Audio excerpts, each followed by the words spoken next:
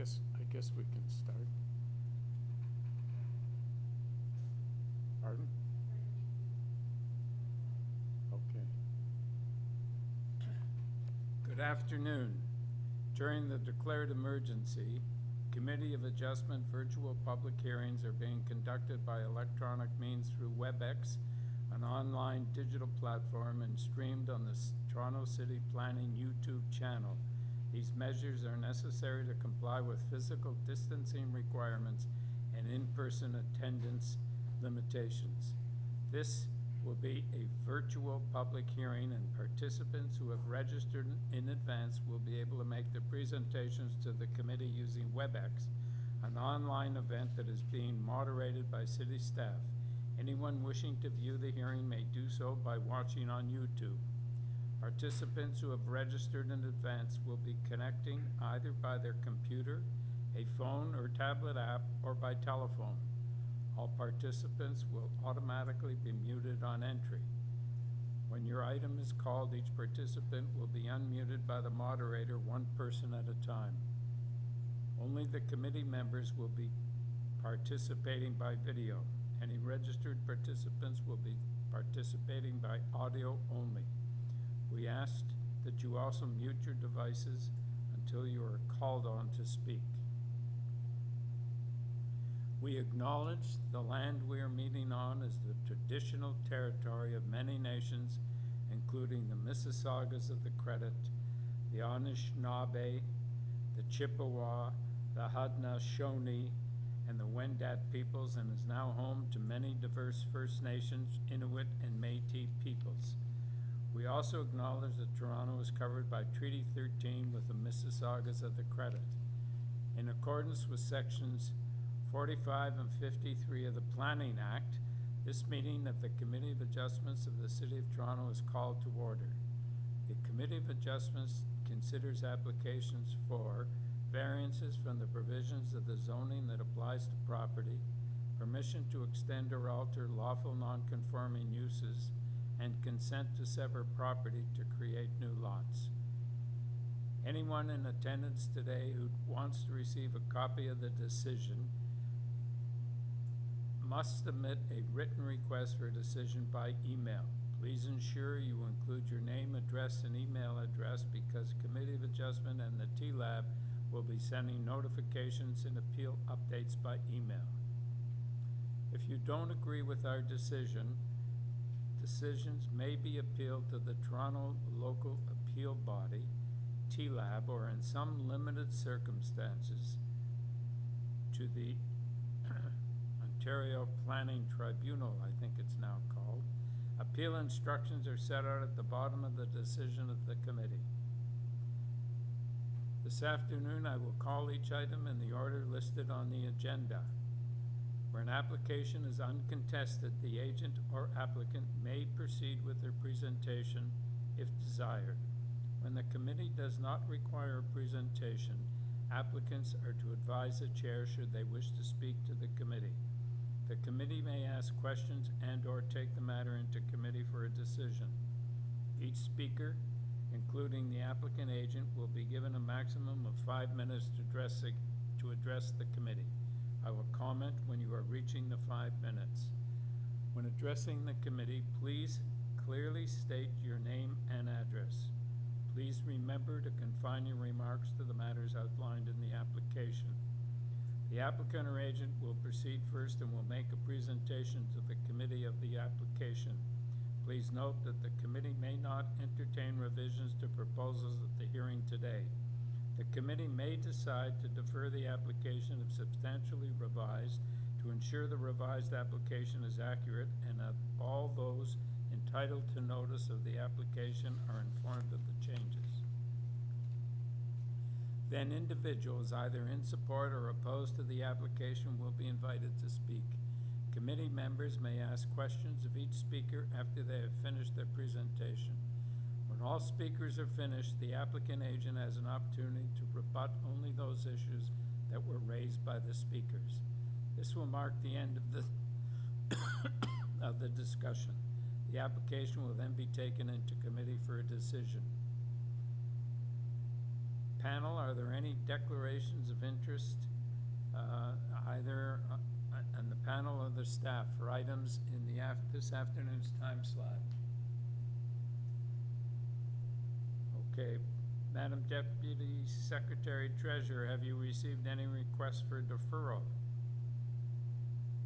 I have for an item that's scheduled at 4:30, but we're past that, so we could deal with it. I believe it's item number 41, 2114 Bloor Street.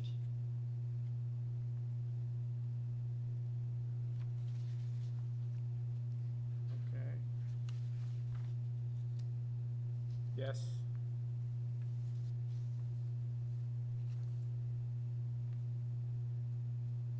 Okay, so should we deal with it now?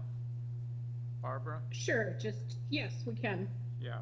Okay, are these people online? They are online, okay. So we're gonna deal with item 41, because there's a a deferral request.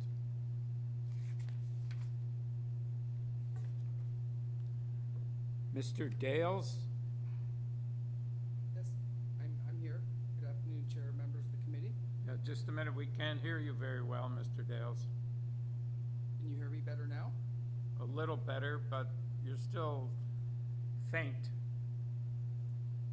How's this? Any better? No, it's getting worse. Oh, okay, just give me one, sorry, just give me one moment. I'm gonna have, just one moment. Can we enhance the sound? Cindy, can we enhance the sound?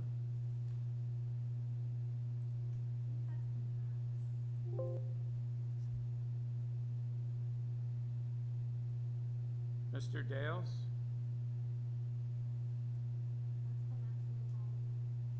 Oh, okay. Sorry about that. Can you hear me any better now? Now we can hear you. Sorry about that. I'm having some tech issues today, it appears. Okay. So I understand you need a deferral. That's right. So we're proposing there's a freehold retail unit at grade in a new building at 2114 Bloor Street West. The rest of the building is a condominium, and this is a freehold rental retail unit at grade. We're proposing pretty simply to just sever this existing retail unit into two separately conveyable units and establish a mutual easement so that each of these retail units can access the loading dock. We don't need any variances, and no real construction is proposed other than interior demising. The plans have been reviewed by various city departments, including ECS, and there are no real concerns with the proposed consent. The deferral of this application, there was some concern that the lawyer and surveyor might not have identified all of the required easements. So we have identified the mutual easement I just mentioned, but we want to take some time just to make sure that no additional easements are required to create that are need to be created between, for example, the retail units and the condominium. So I think we need to spend a bit more time with the lawyer and surveyor to really figure it out, and we're trying to avoid the need perhaps to have to come back to the committee with another application for easements when we can deal with it all at one time following a deferral. Okay, let me take it to my panel, and we will, okay, panel, Yim? Yes. Okay. If there's no one here to object for the deferral, I'm going to move for deferral so that the applicant can work out more more accurately of all the reference. Thank you. Okay. Do we have a seconder for the motion? Carl? Thank you. All in favor? You have your deferral, Mr. Dales. Thank you. Thanks very much. Okay. Now we go back to item number 21, 276 GLEBEMOUNT Avenue. The purpose of the application is to construct a front yard parking pad and a detached garage at the rear of the existing detached dwelling. The existing rear shed will be demolished. With this application, we have material submitted by the applicant, staff report from planning, and support from about 6 addresses on Holborn Avenue. Mr. Baezi? Hello, good Yes. afternoon, committee. We can everyone hear hear me you. all right? Yes, we can hear you. Okay, hi, I'm David DiBiase, the applicant for the owners at 275 GLEBEMOUNT. Okay. I submitted, okay. All right, let me just check in with my panel to see if we need a presentation. Panel, where are they? Oh, panel, do we need a presentation in this matter? There's no opposition. I just had a question. Okay.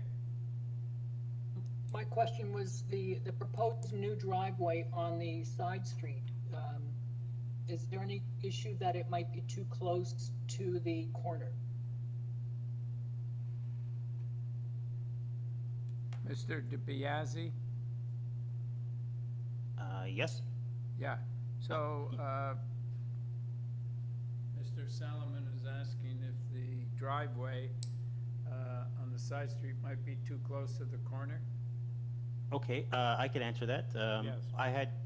I guess in our proposal, we had kind of located it there as there was from the main entrance of the home, there's the existing concrete walkway there.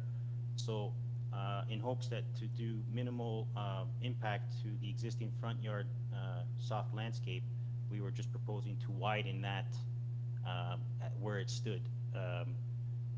But we could propose it to be closer to the home if need be. But in this scenario, it allows for the street parking to be kind of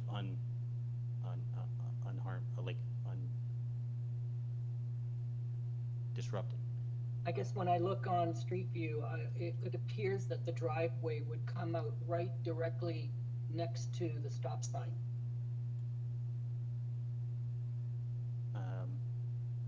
We are actually from that existing sign. I can give you a dimension right now. The existing walkway is 3.7 meters away from the stop sign, and we are widening the right side of that towards the home. The additional, what you see on our site plan of 1.19 meters.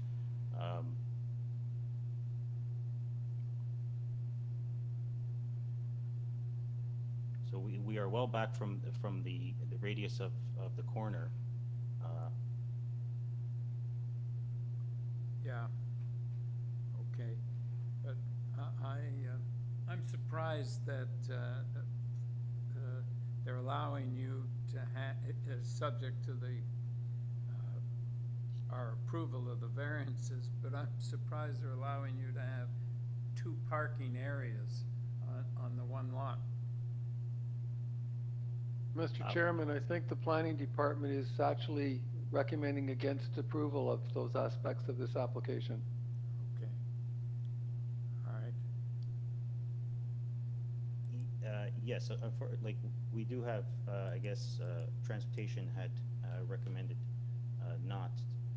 But I guess in hopes, my report and a little presentation that I was planning to show was due to the site conditions of this house, as where we're proposing our rear garage ancillary building structure, there is an existing fire hydrant that unfortunately doesn't permit us to have what is allowable by our bylaws of a 6-meter driveway width.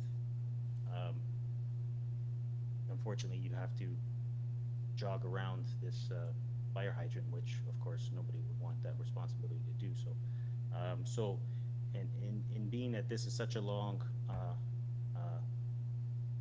property, having that front driveway pad near the front entrance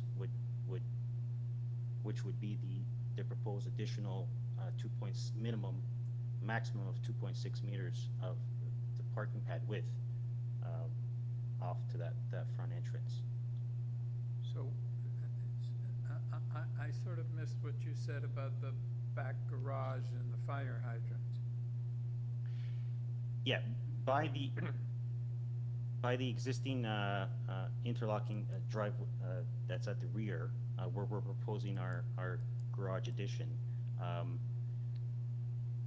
If it were not the case, we would have proposed part of these variances of having a maximum 6-meter driveway width in front of that garage, which would then, I guess, allow for two cars to be parking off, and possibly have a 2-car garage. But unfortunately, with that fire hydrant, that additional spot is unattainable. Okay, so okay, I understand. All right, but city is the planning department is recommending we refuse your variances with respect to front yard parking. Okay. And I had spoken with transportation on a couple of options, but this being, I guess, the better of the two, as you would see, like in my pictures and stuff that I had put together on my report,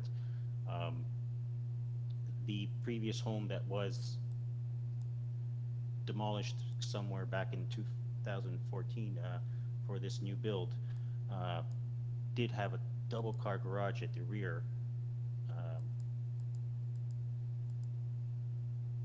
but again, no, that's my. So what happened to the garage? Well, so it was demolished with the construction of the new home that had the. I guess if you could upload the report that I had prepared, the cover letter, yes. There you see in picture 1, that's the existing home. I guess 1950s, that had 0 front yard setback, and how close it is to that existing stop sign. And then as you scroll down, you see the new home. That's the existing walkway to the sidewalk now that we would be proposing to widen towards the right of towards the home. And so that front yard soft landscape is what was achieved with the new build. And then in photo 3, as you scroll down, I guess because of the home being set back that minimum 6 meters from the lot line, that 2-car garage it was demolished, and requiring to have the minimum rear yard soft landscape.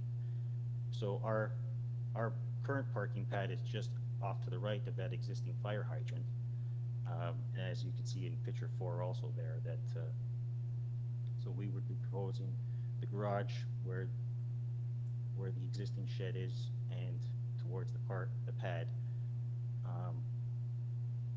That's the end.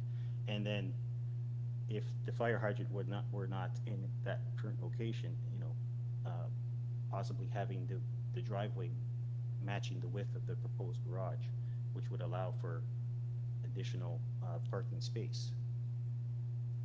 So our proposal would be that additional parking space be provided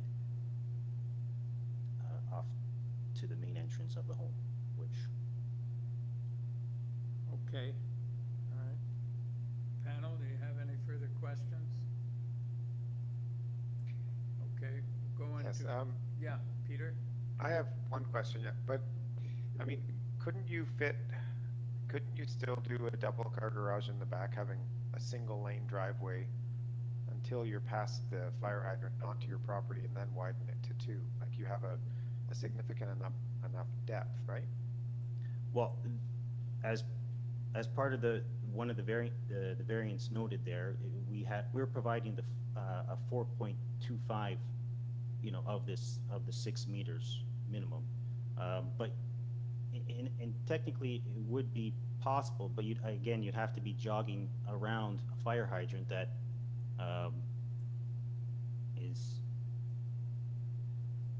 is only a few feet away from the minimum 6 meters towards the garage. Okay, thanks. What's the So- 6 meters minimum? What's that? That's the standard parking space of 2.6 by 5.6 meters. No. Yeah,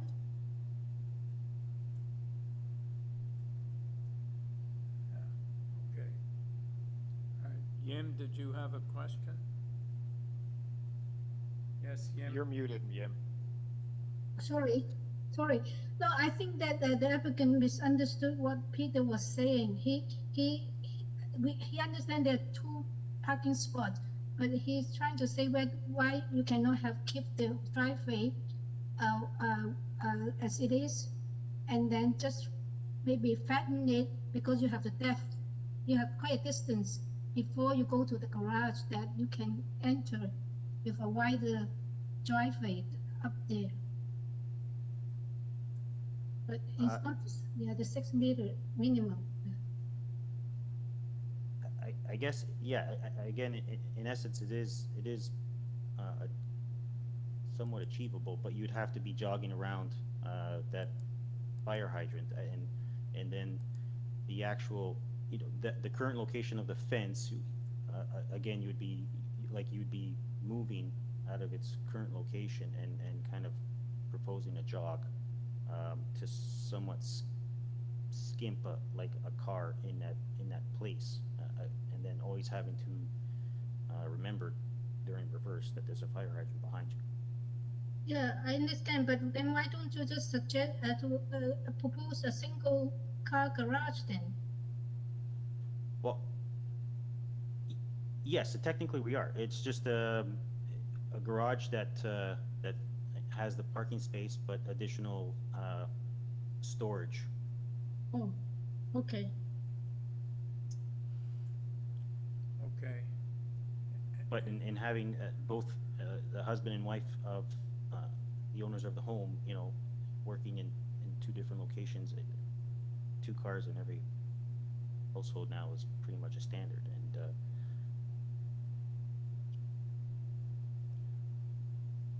Okay. Carl, did you have a question? I do, Mr. Chairman.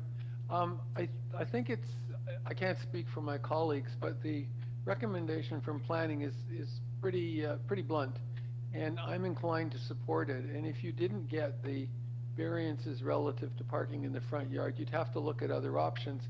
The garage that we're talking about is a proposed garage. It's not existing. Is that correct? yes, and So could it not be shifted or enlarged in some way that would provide you with the option of, as Peter suggested, coming in with a narrow driveway that then expands and becomes wider as you approach the doors of the garage, which seems to me to give you the 2-car parking that you're looking for. Now, it doesn't address one of the concerns that your supporters mentioned, which is the legitimate one, and that is that if as I understand it, the applicants have 2 small children, and in the proposal here, the children have to walk along the sidewalk and go around the entire perimeter of the property in order to get to the front door. But I don't see that there's a solution to that. I share my colleague Nimrod's concern with the location of that front yard parking. Even if there wasn't a recommendation from planning, that looks dangerous to me. It's very close to the corner, and I fear that it would be the site of many accidents.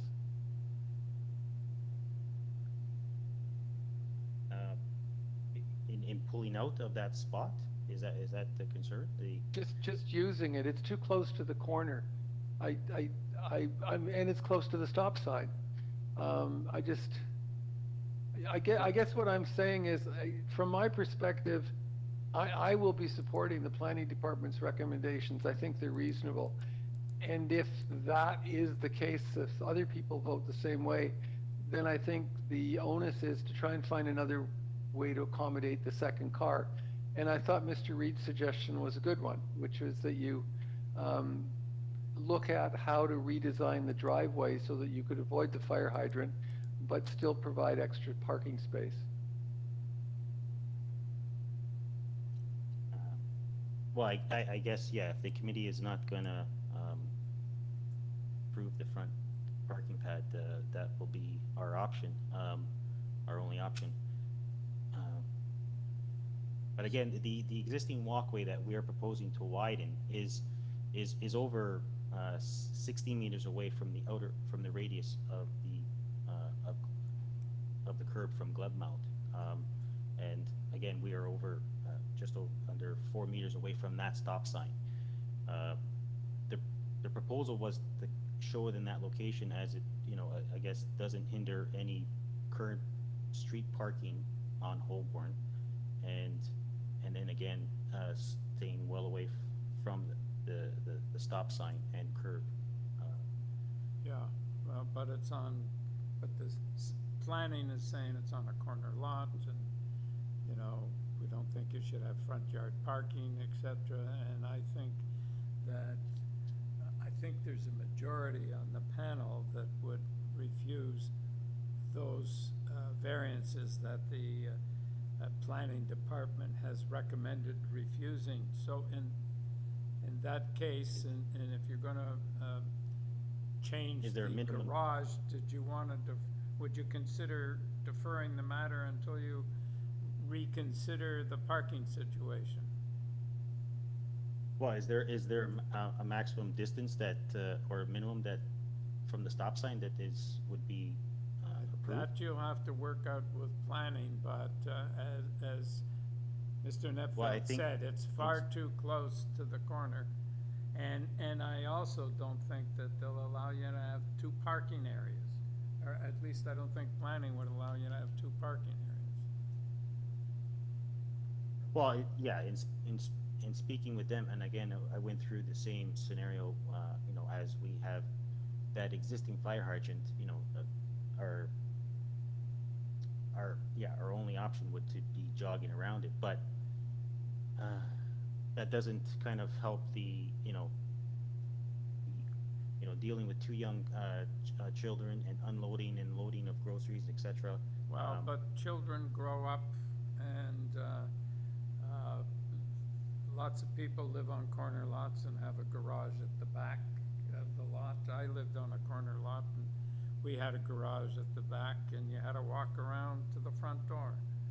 So sometimes you go in the back door, sometimes you walk around with your groceries to the front door. So Right.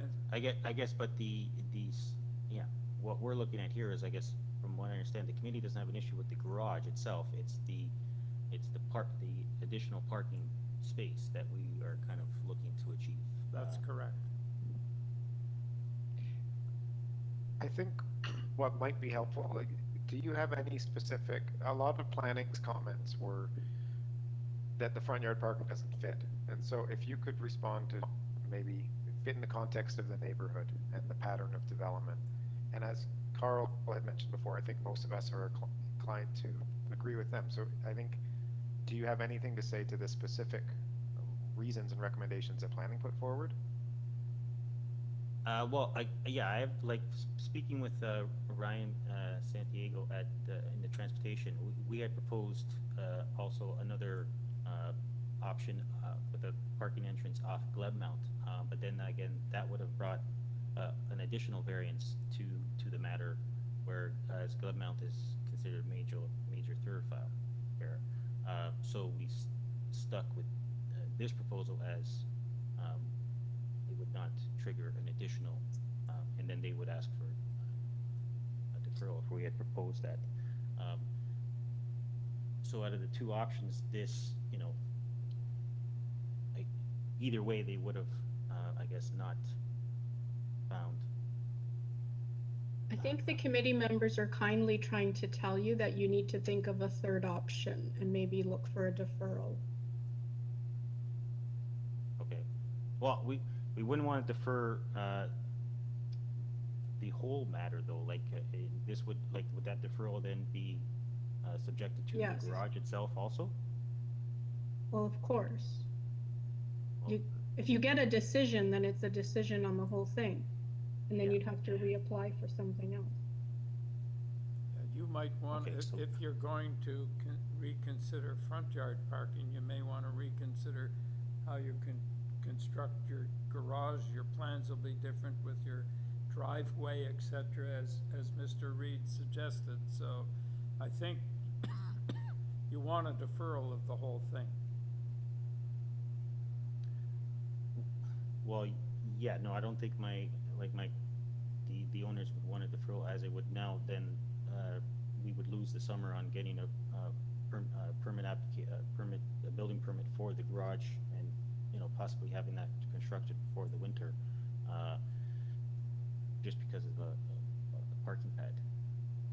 So So are you asking the committee to make a decision on the application the way it is right now?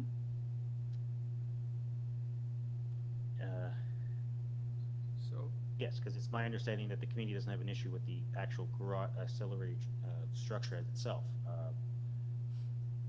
Okay, so members, the applicant doesn't want to defer and would like a decision so on the perhaps, proposal as it stands. Mr. DiBiase, you could withdraw the front yard parking variances that the planning doesn't recommended we refuse, and we Okay. can deal with the garage or whatever other variances there are beside the front yard parking, soft landscape, etc. And you can get ahead, ye- your client can get ahead with the garage. Sure, because without the front parking pad, there's only the two variances that deal with the actual garage. So yes, let's remove the front parking pad then for your decision. So you're withdrawing variances 2, 5, and 6? If I might, I don't Correct. think, well, before you agree, I don't think you need to withdraw number 2.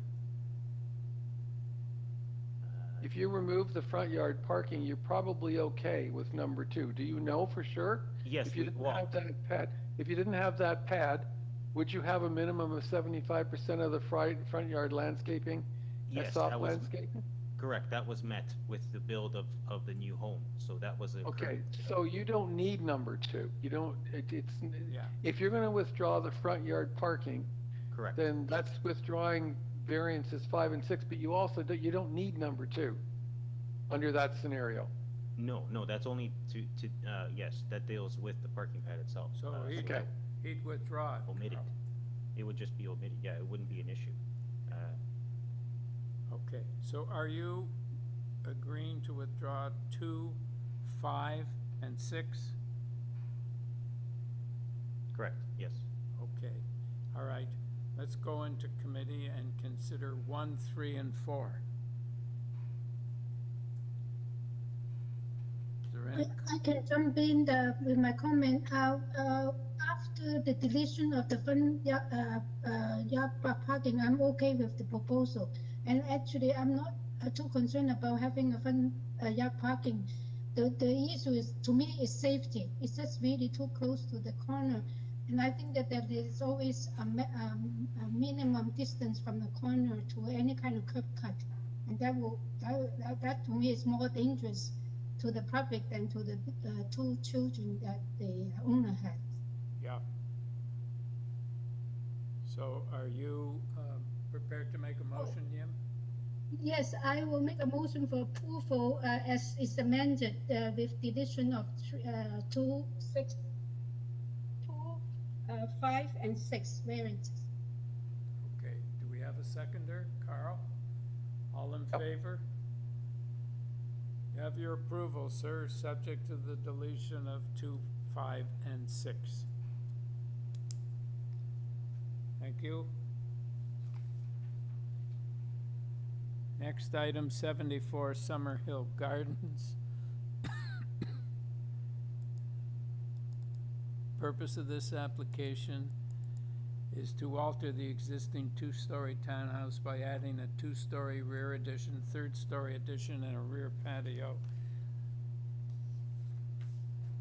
And with this application, we have material submitted by the applicant, correspondence from Urban Forestry and Transportation Services, a report from Conservation Authority, and a Ravenna Natural Feature Protection, 5 form letters in support, and opposition from 72 Summerhill Gardens.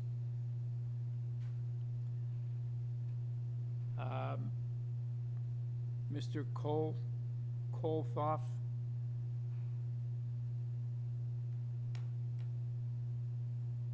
Yes, hi, it's Roland Rum-Koltoff, Raw Design Architects. Yes.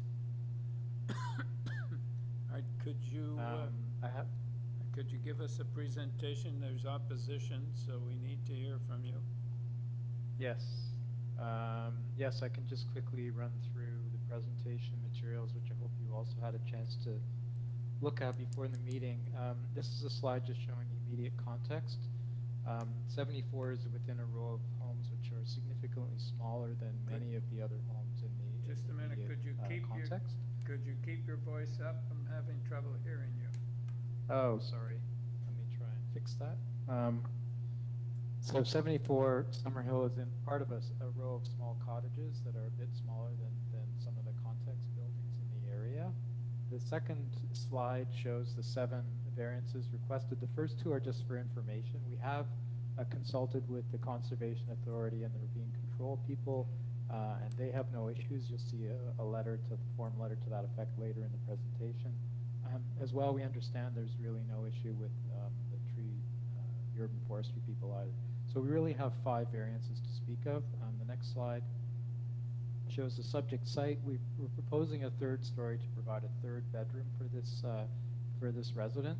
We're setting that 3rd floor well back from the street, about 10 feet, so that it doesn't have any immediate visual impact on the street. You'll also see in this slide that our neighbors to the north, which is closer to you in this image, also have a small front vestibule added to their building, and we're proposing the same kind of structure for our site as well. Next slide. This is a view from the other direction. We're kind of hidden actually by our neighbor to the south, but you can see that the 3rd floor projection is quite minimal when viewed from the street. Next slide. And that's an overall view, and you can see that many of our neighbors have actually added additions to the rear of their home already over time. 1- and 2-story additions, admittedly, largely, but they all pretty much have additions in some form on these homes because they are quite small. They're existing 2-bedroom homes. Next slide. And so the first variance is for the height of the main wall. So all 4 walls are the same height. We're actually only about 600 millimeters above the allowable height under the bylaw. Next slide. These are other homes within the area as a precedent that have asked for additional height as part of their additions to their structures close by. You can see there's quite a few of them. Next slide. And then this is a section explaining that setback that I was speaking to. So we're 10 feet back, roughly 3 meters from the front facade of the existing building to ensure that the 3rd floor addition does not have a significant impact on the building when viewed from the street. You can also see the small 1-story vestibule addition at grade in that rendered view to the right. And you can see the height of the building there, which is, again, 600 millimeters over the allowable, and that's because we're doing a renovation project, so we're a little unsure and want to ensure that we have enough space to allow for any structural complications that may arise from dealing with the existing fabric, and also to have appropriate heights within the rooms of the building. Next slide. So this shows you the relative difference between the ask for 9.19 versus the as of right 8.5 meters, which is allowed. Next slide. We did a shadow study to see what the impact of this would be on our immediate neighbors. And you can see, hopefully from this, that it's a relatively negligible impact on our immediate neighbors to the north and east and west. The next slide. what do your neighbors have? Here you can see Is that the this- shadow gets extended in Oh, in would the this shadow afternoon. study, So is the this- shadow into our neighbor's yard to the north during the early afternoon is Mr. virtually Kolth- identical, Kolthoff? given the height of the addition proposed. And then in the later afternoon, it stretches out, but it should be worth remarking that that's largely into the ravine lands, which fall away quite steeply to the rear of us. Hi, Mr. Next slide. Kolthoff. Can you hear me? The chair just has a question for you. Yeah, Sure. the shadow study, is that just on the roof? Sorry, say that again? Is the shadow study dealing with shadows on the roof? Yes, you can see we've cast it onto our neighbor's roof, yes. Yeah, what do your neighbors have on their roof? Nothing, just a roof. Oh, so, okay, so we don't really need a shadow study for the roof. Is there any other effect of the shadows of that addition? Well, sorry, to the rear, it's casting its shadow into the rear yard of our home and our neighbor's home to the north. So part of that shadow is falling on our neighbor's roof, and part of it's falling into the yard. Okay, That's why there's that jog in the line work there. yeah. Is that clear? Shall I continue? Yes, go ahead. Okay, so this is a view from the proposed third floor addition inside the building. We wanted to be sensitive to issues of overlook with regard to this. So we're proposing that the windows have large fins. The mullions would be extended out beyond the line of the building to restrict the views in the north to the north and south. So the views are primarily kind of like a periscope, looking directly into the backyard of this home exclusively. And these fins prevent views off to the side. Next slide. The second minor variance is with regard to building depth. Next slide. So it's worth noting that the overall depth that's noted in the variance includes the front vestibule. It also includes the rear stair as part of the patio. We're proposing to lower the basement floor within the building and provide, because it's part of a row, there is no access to the rear yard save and except from inside or through the building. So for convenience, we've provided a stair down to the basement to provide more flexibility, and that's included in the overall length. The actual length of the building, inclusive of the new addition, is matching our neighbor immediately to the north. So we're not any longer than they are in terms of the overall building length. And then, of course, there's that small vestibule facing the street, which matches the vestibules which had been provided earlier on a couple of homes to the north of us. Next slide. And the next variance is the floor space index. So we're asking for 1.5 roughly. If you go to the next slide, you see that there's lots of precedents for. Mr. Kolthoff, your time is up. Could you please wrap up? Oh, yeah, sorry, I don't think I have very many more. So the FSI is there are precedents for that. Next slide. Just wanted to show that the gross lot area is significantly larger when measured on the net. It appears larger than it is when measured on the gross form. Because the lot falls into the ravine, it's about 1 times FSI. Next slide. And the last one is the minimum front yard setback, which is that vestibule. Next slide that I spoke to. So just a small projection, it matches what our neighbors have immediately north of us. Next slide. I guess there's more. Setback from the shoreline hazard or stable top of bank. So the next slide identifies where the stable top of bank is and the setback to the building. And if you go to the next slide after that, you'll see that the Conservation Authority has signed off on this. They're fine with the patio and the stair and the location of our rear wall. That's it. Thank you. There are some letters of support you could also. Panel, do you have any questions? Okay, let's go to Mr. Hyde.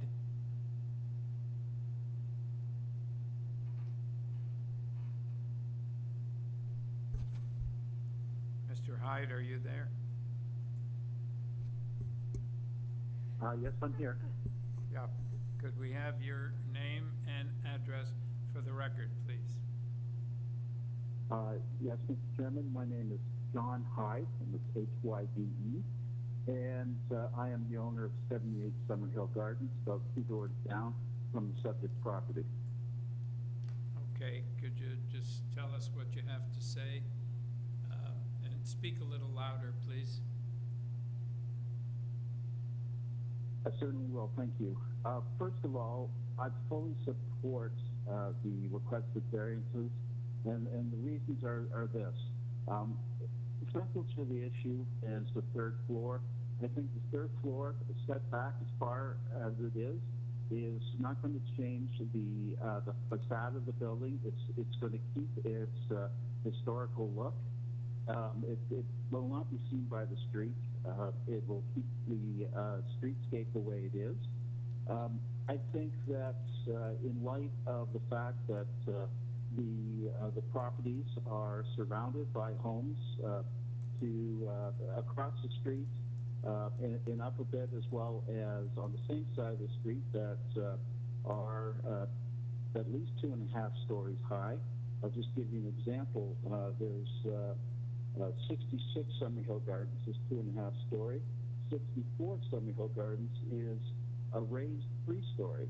And then down the street for approximately 7 or 8 houses on both sides, the homes are 2.5 story.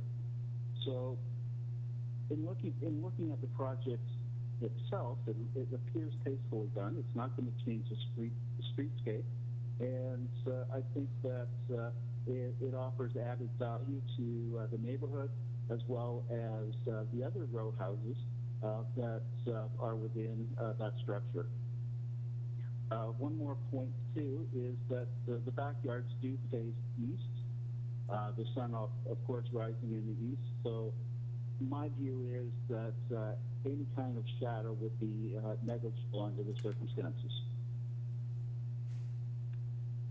I think you know, the intent, the general intent and purpose of the zoning code is maintained by this project, and it is desirable for the neighborhood. And that pretty much concludes my statements. I know that I've got a short amount of time here.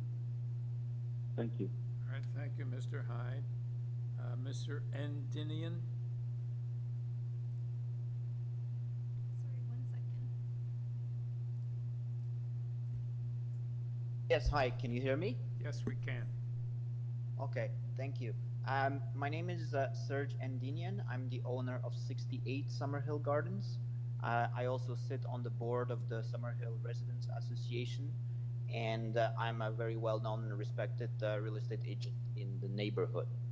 I'm in full support of this application.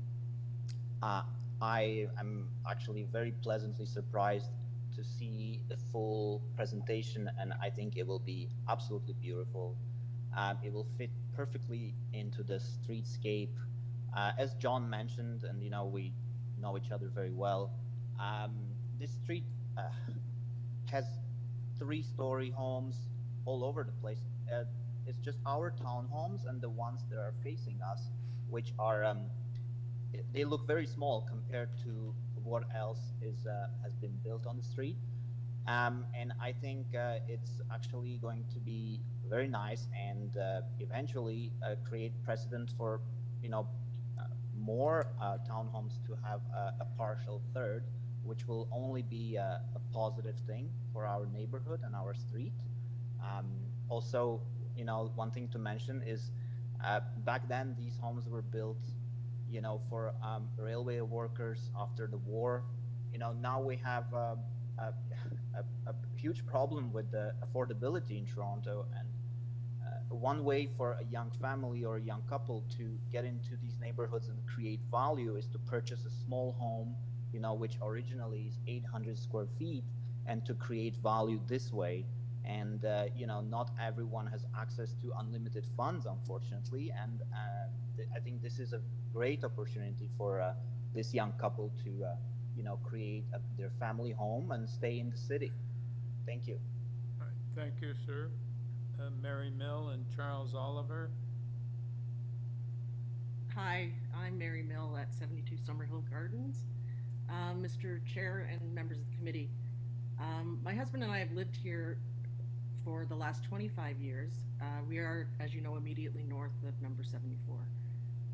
We're here to object to this application since we believe that the height and density variances fail to meet the 4 statutory tests for minor variances and create an unacceptable impact onto our property. Unfortunately, no rendering shows the addition from our perspective. We didn't realize that visuals had to be sent in before this presentation, so we're unable to present them to you today. What the applicant's presentation did not tell you is that our houses are part of a distinct 16-unit townhouse complex at the end of Summerhill Gardens with a modernistic 2-story built form quite unlike the rest of the Summerhill neighborhood with its older and larger Victorian and Edwardian structures. It has existed for more than 70 years and no one has ever proposed to add a 3rd floor. Our objection is based on the following considerations. The height and density variances do not maintain the general intent and purpose of the official plan, that is to manage and direct physical change in established neighborhoods. Section 4.1.5 requires that any new developments respect and reinforce the existing character, including prevailing heights, massing, scale, and density of nearby residential buildings, and also building types. The supposed precedents presented by the applicant are not nearby townhouses, but different building types and farther away. The height and density variances do not maintain the general intent and purpose of the zoning bylaw. That is to regulate the height, bulk, location, size, and floor area of buildings. The applicant did not tell you that the average density approved by this committee over the last 10 years in the Summerhill neighborhood is approximately 1.0, whereas this proposal is for 1.6, which would become an extreme outlier. The height and density variances are not desirable for the appropriate development of the property from a public interest point of view. Any form letters of support for this expansion project don't carry much weight if the support is provided from owners outside of our townhouse complex or south of number 74, with little or no impacts on their own properties. We are connected directly to 74 to the north. Adding a 3rd floor will impact our natural light and create a huge mass to the south of us with a menacing physical presence. It will affect our existing 2 skylights, which currently allow a good amount of natural light to brighten our 2nd floor. The height and density variances are not minor, both in size and in impact, given the excessive scope of the proposed expansion. First, the proposal is more than double the permitted density, excuse me, from 0.6 to 1.591, an increase of 165%, which is hardly minor in sheer size. Second, the severe impacts on our property would affect natural light, sunlight, privacy, structural integrity, and snow accumulation on the roof. In conclusion, it's our submission that the statutory basis for approving this development proposal is lacking, since each variance individually would need to satisfy each of the 4 tests under Section 45(1) of the Planning Act, not collectively, cumulatively, or by the preponderance of evidence. My husband and I respectfully ask you to refuse this application. Thank you for your attention to our concerns. All right, Ms. Mill, Yes. I thought that the applicant provided us with pictures of 3rd-story additions on other townhouses in your complex. There aren't any 3rd-story additions. There are 2-story additions. Okay, thank you.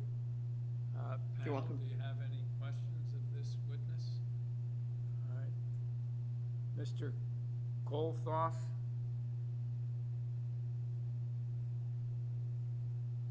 Yes? Yeah. Do you have anything to say with regard to what Ms. Mill has said?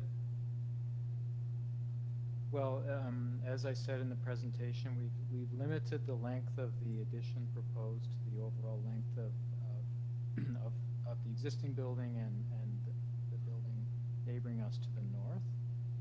The additional height requested is in the range of 600 millimeters. If you look at the shadow study provided, you'll see the area in red is basically the as of right shadow. The new net shadow or incremental shadow added is minimal under the height requested. In terms of the FSI, the actual home being proposed here is a total of 1,500 square feet, which is actually quite modest. So regardless that the ratio might seem out of whack, it's a very modest proposal here. As well as I noted, the site plan is a bit deceiving. And the overall lot size, when you go to the net lot area versus the gross lot area, we lose about a third of our overall lot area. So if you were looking at the gross lot area and the FSI in that light, we're at 1 times coverage approximately. So we still feel this is a relatively modest insertion into the fabric. These homes are a bit of an anomaly relative to the rest of the neighborhood, admittedly. They're quite small, but we've tried to do this addition in a respectful manner to provide a family-oriented building, a three-bedroom home that would be appropriate for a young family in this growing area of the city.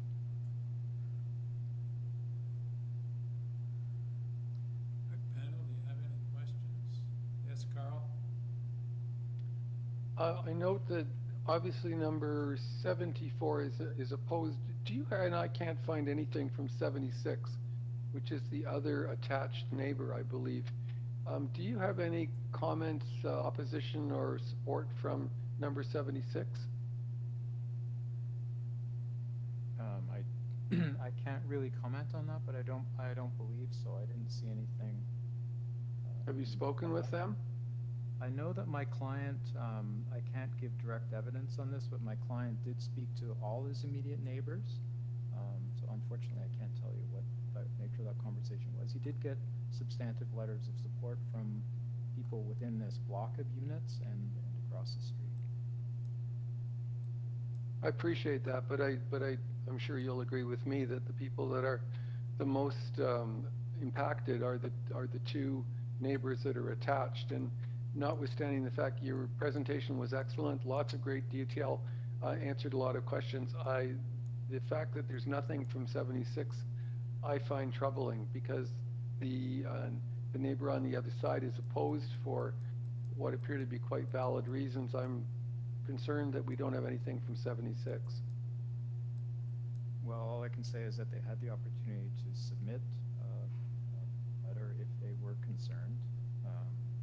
Their silence tells us something too.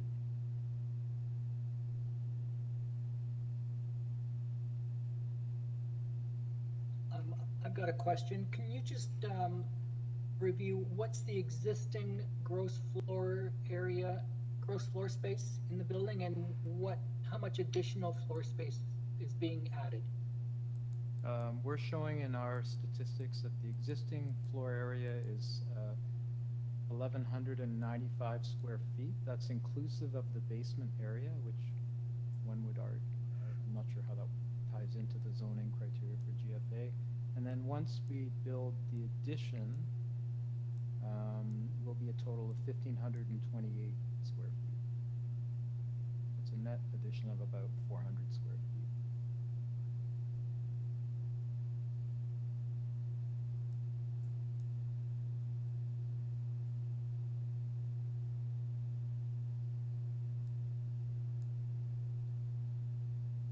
All right, so we'll take it into committee.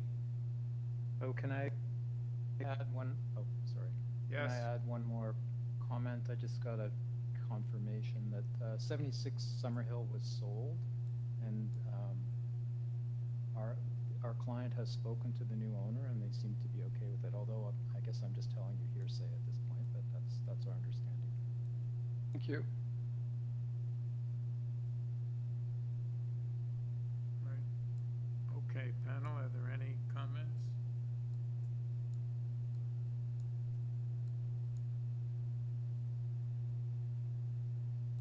Are we in committee now? Yes. Okay, my comments were, initially I did have some concerns with this proposal, but I think it's a fairly modest proposal in terms of additional floor space. It's only additional 400 square feet.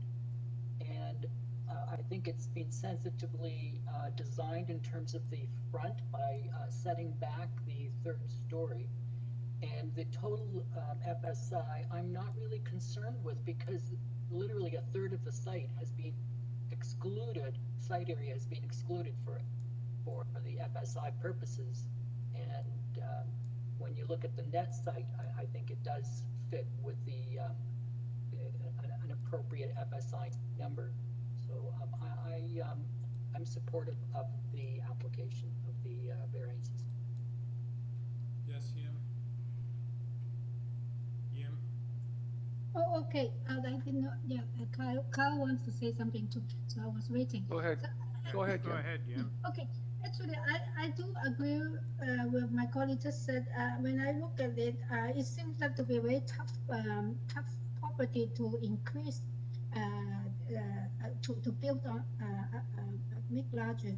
But I think that they have put in a lot of effort to make a quality increase, so that when you look at the end of the day, it's just still a very small house for a family. I mean, maybe not too small, but moderate size. And I think that the treatment of the first floor is sensitive, and I do not see too much of an impact, although in terms of numbers, it seems that it is a big increase, but I do not see any real physical direct impact on number 72 as they're describing it. But I'm in support of the application and we're subject to forestry number 1 condition. Carl? Yes, Carl. Mr. Chairman, I also support the application. Quite apart from the numbers, this is a very tiny building on a tiny lot. And I'm encouraged to see someone undertaking to renovate a modest home and end up with an equally modest home with a slight improvement. I think that's so much better than possibly seeing the entire group of townhouses demolished for something that's much larger. I agree that the designer has been sensitive to the area, and I think that, to be quite honest, the elevation drawings aren't helping, because they tend to make the building look much higher than it actually will appear.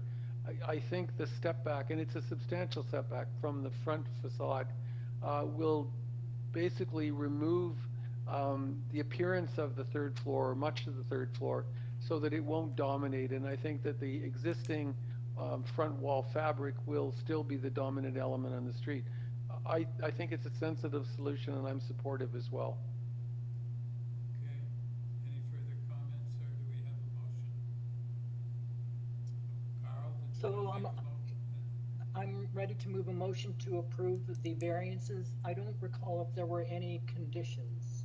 Forestry 1. Forestry 1? Yeah. Okay. I'll move approval with that condition, urban forestry 1. All right, seconder. Yim, all in favor? Have your approval, sir. Thank you. Number 23, 27, 29 St. Clair Avenue East. Purpose of this application is to alter the existing two-story semi-detached dwelling by adding front yard parking pad, new driveway, and updated front yard landscaping. With this application, we have material submitted by the applicant, correspondence from transportation, planning, staff report from planning, support from 2725, and opposition from 2731. Mr. Parikh? Through you, Mr. Chair, we have both the owner and the agent on the line. The agent isn't registered on the list, but they have confirmed that they will be speaking on behalf of the application. Okay, so who is it that's going to speak? So Graham Barrett, I am unmuting you now. Graham Barrett? Okay, Mr. Barrett? Good evening, committee members, Mr. Chair. Well, we can't hear you, Mr. Barrett. You can't hear me? Not really. No? Yeah, now we can hear you. Okay.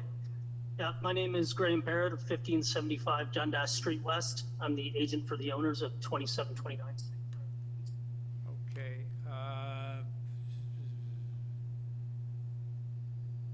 yeah, okay. I don't think we need a presentation. Panel, do you have any questions?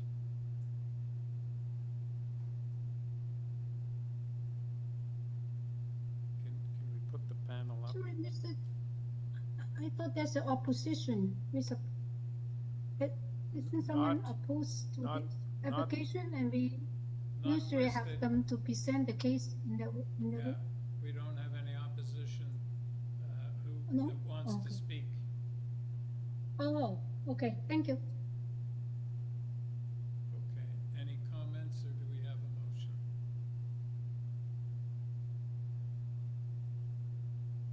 Mr. Chairman, I can't hear you. You're breaking up, but I have a question for the applicant. Are you, sir, are you familiar with the planning department staff report where they're recommending the refusal of 2 variances? And do you have a response? Yes, sir, I have. I do have a full presentation ready that I can run through fairly quickly. Mr. Barrett, we can't hear you. Can you hear me? No? Are we having audio problems? I don't really understand. No, well, you're just There's too very little too volume, quiet. both from you and Yeah. from the chairman. Strange. Let me see if there's a setting. You I gotta can turn the correct. volume up again.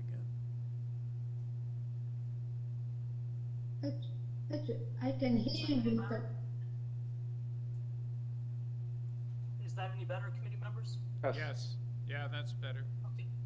Okay, excellent. Apologies. And to save you some time, I personally don't need a full presentation. I just like your response to the planning department's report. Gladly. Planning staff were consulted along the way about this, and they were in support of this application up until June 22nd. We had discussed this with them and agreed on a few things that could mitigate the front yard landscaping variance, such as permeable pavers and possibly planting a tree on the site somewhere. But on June 23rd, this support was rescinded, presumably due to the moratorium on front yard parking pads, but I'm not overly sure.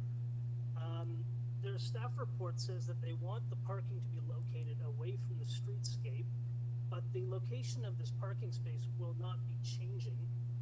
This variance is triggered because of the new wall of the rear 2-story rear and side addition. So it's a strange technical variance on this site. In building this addition, all of a sudden the existing parking space at the side of the home becomes a parking space in front of the home, even though it's still located at the side. So it's definitely an unusual application, but regardless, the parking and the front yard landscaping are both existing conditions. The original plan involved a carport and a reduction in the existing driveway, but the owners have changed their mind, decided they would rather not construct a carport, instead leaving it open with no roof over a parking space, and leave the existing driveway as is. In my supporting material, I've included the survey showing existing, or previously existing rather, and the site plan of the build that is currently under construction with a permit, and the proposed. So what you're looking at there is the currently proposed. If you go to the previous slide, you can see the survey. Mr. Barrett, you have to speak up a little. Okay, so this is the survey before this addition was built, without variances, parking in the same location. And then if you go down 2 slides, you can see, oh, rather, you're in the plans actually. Regardless, it's really not changing anything. These are existing conditions. We're just removing a carport from the proposal and leaving the driveway as is. So you're parking beside the house on the driveway, is that correct? So it's not really accurate to say that it's front yard parking because it's on the driveway and it's beyond the front wall of the house. Yes, it's behind the front wall of the house, but because that new addition at the back creates another front wall, it's being considered front yard parking. Very odd situation. It is odd, yeah, thanks.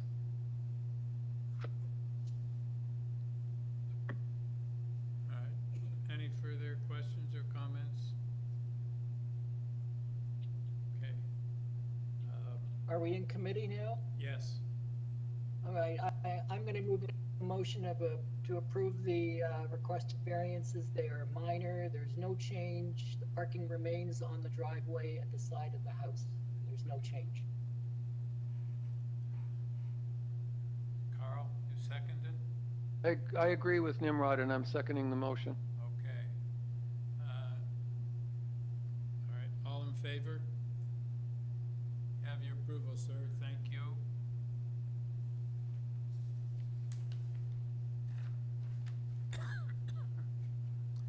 Number 253, Withrow Avenue.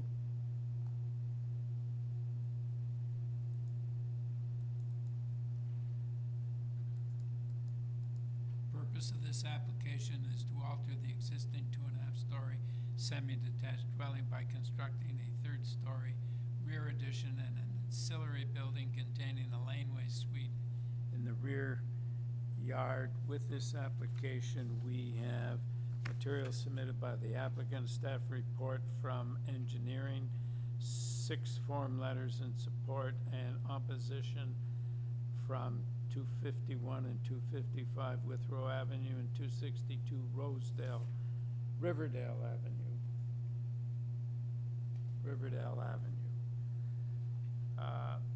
Miss Evangelista. Good afternoon, Mr. Chair. I'm Evangelista on behalf of Natalie and Kwame, the owners of 253 Withrow Avenue. Yeah. Could you speak a little more directly into the mic? You sort of sound like you're... Yes, I can. Just 1 second. Okay. Can you hear me now? Yes. Hello? Yes, we can hear you. Okay. So before we start, because you are in receipt of letters of opposition, and we met with the owners of 255, and the owners of 255 are not in support of the laneway suite. Therefore, it was late submission. However, we would like to remove variances 1, 2, and 3 relating to the laneway suite. Variances number 4 and variance 5, 5 is under the old bylaw, relates to the main wall height of the home. They would just like to extend, make the 3rd floor a full 3rd floor. And as you see from a letter, also a late submission, the letter from 255 Withrow are in support of the extension of the home itself. It's just the laneway suite that they're not in support of. And so essentially what we would like to do is, there is the peak of the roof, and that's where it's taken. If you see on my submission, it's taken to the top of the roof, as it just lines up with the peak of the roof on the side. If you refer to the east elevation, you'll see that the peak of the roof, and it takes it right to the back, and it lines up with the 2nd floor. So we are only adding an additional 56.25 square meters.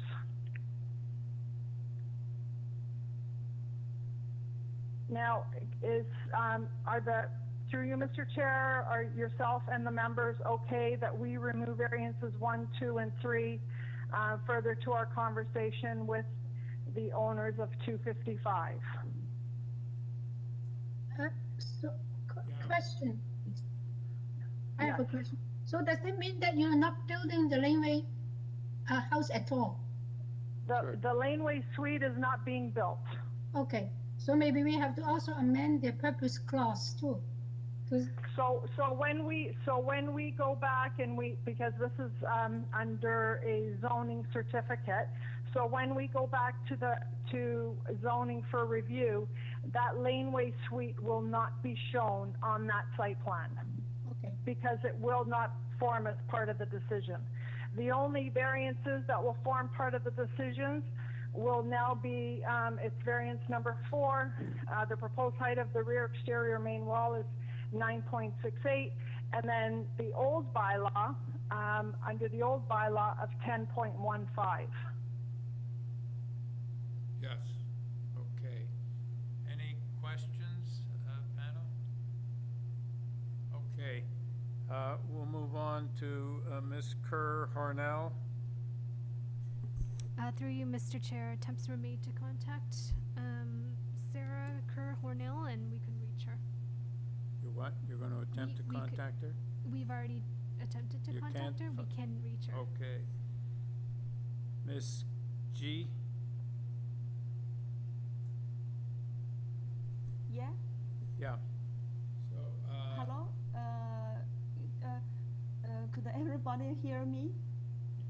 speak a little Oh, louder, sorry. please. Okay. I'm the owner. I'm the owner of 251 Withrow Avenue, and okay. I just heard that the owner of 253 changed the mind, and they will not build the laneway. That is very good. But what in fact all the variance, the most I'm worried it is they try to build up the third floor, which is very high, which is 9.68 meter high. Almost it's more than 2 meters high than the limited height that the law allows.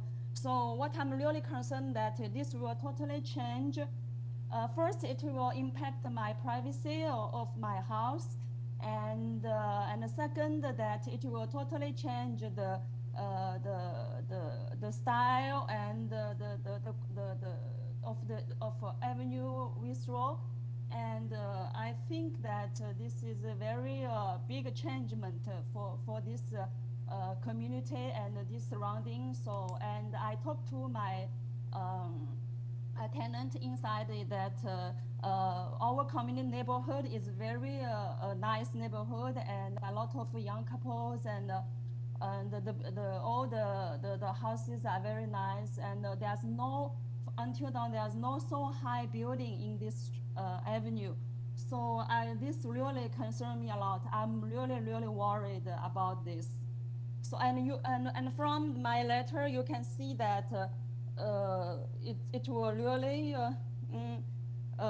create a precedent that will allow other houses to be transformed into multi-family habitation, and overall it will reduce significantly the value of my property.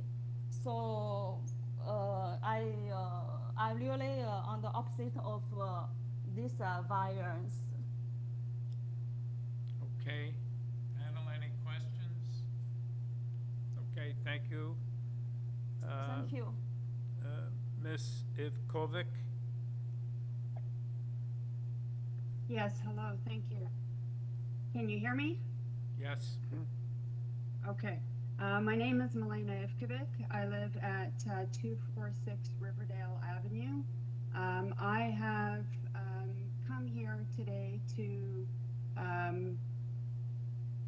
share my concerns about something that no longer exists, because the laneway suite, from what I understand, is no longer being built. And that was the main issue that I was going to speak about. So given that the laneway suite is no longer something that is going to happen, I'm fine with whatever it is that they do, and I thank the committee for their time.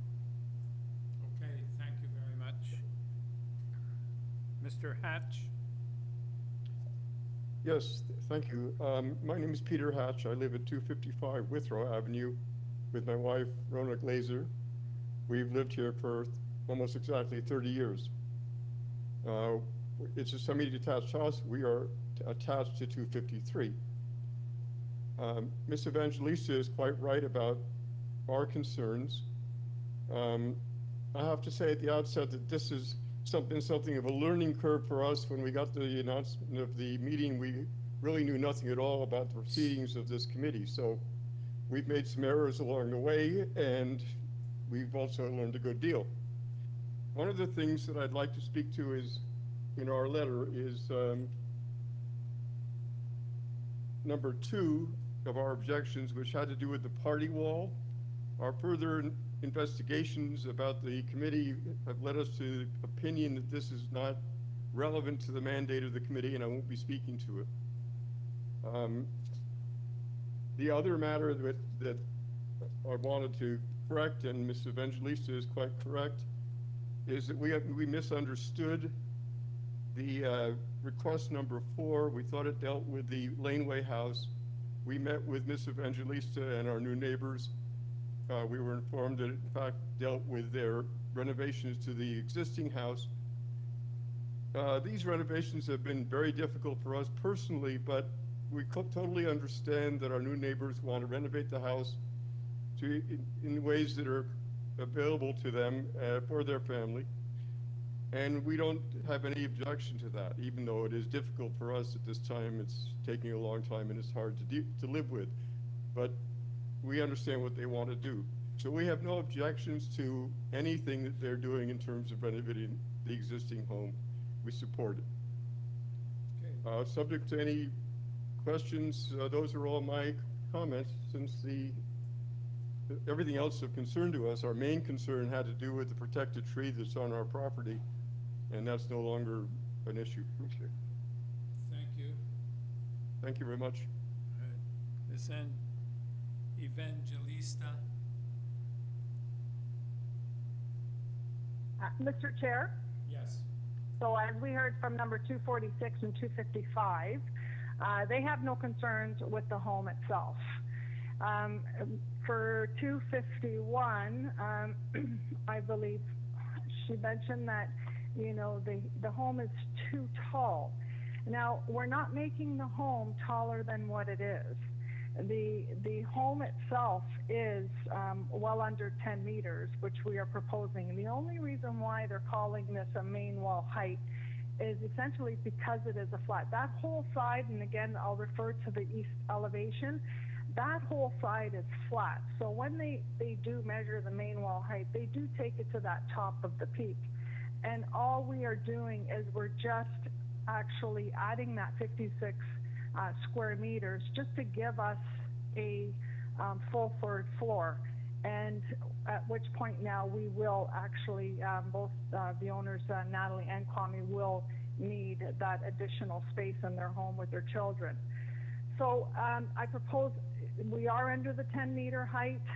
It's just the way that it's the interpretation of the zoning bylaw and the examiner on that it was called main wall height. We are under the actual overall height of the structure. We are not coming out any further. We are lining up with that second floor. So I propose that what you have in front of you now does meet the 4 test, and I trust that I hopefully have your support in this matter. Thank you. Any questions, panel? Yes, Carl? I'd just like to clarify that the variance number 4 indicates that the proposed height of the rear main wall will be 9.68 meters, and number 5 says that the altered semi-detached dwelling will have a height of 10.15 meters. Can you explain the difference? Because you kept saying you're not over 10 meters, and I'm sure it's a technicality, but perhaps you could explain that. It's under the old Toronto bylaw 43886. So they measure their height differently. They do not measure from established grade. They take it from the grading on each side, and they run it up along to the top of the roof. So that's how it's measured. It's just measured differently.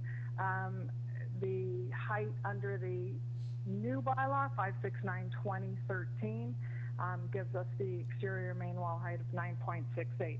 And from if we look at the front of the house, the height from the established grade to the top of the roof is 9.67. We do have there's a parapet around the portion that we are building. There's a parapet that goes around so that the eaves trough runs inside the parapet, and that's why it's just a slightly higher, just to allow for that parapet. Thank you.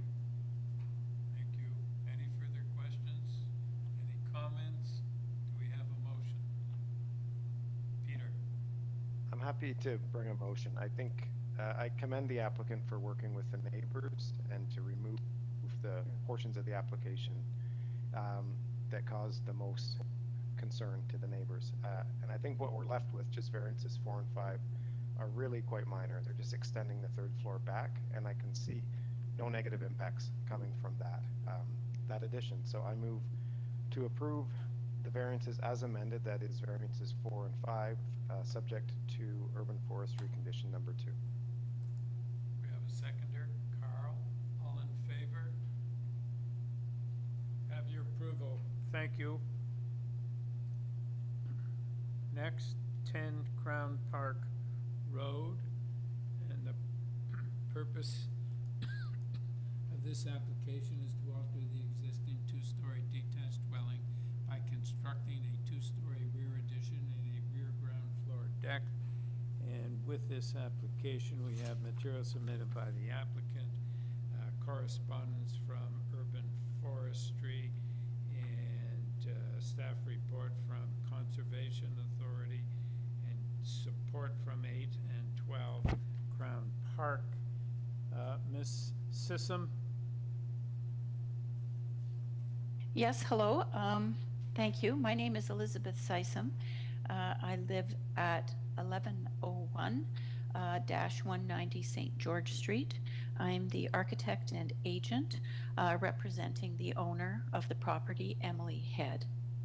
So, as you noted, this proposal is to demolish a previously built early 2-story addition and deck, and to construct a larger 2-story addition and deck, and to make interior alterations. The house was constructed around 1910, and the previously constructed early addition followed shortly thereafter.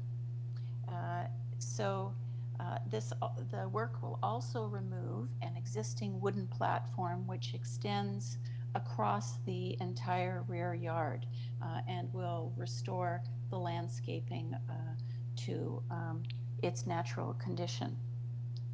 We have met with the Toronto Regional Conservation Authority and Urban Forestry Ravine Protection, and as you mentioned, the letters are on file from both the TRCA and UFRP supporting the proposal, and we also have support from the 2 immediately adjacent neighbors.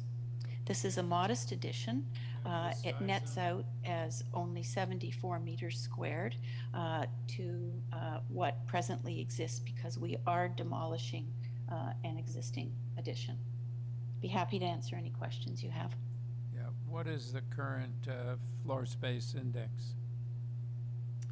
The current floor space index, well, the existing area of the house is 232.88 meters squared, and the proposed is 319.37 meters squared. So I'm just looking at my notes to tell you what the floor space index is. The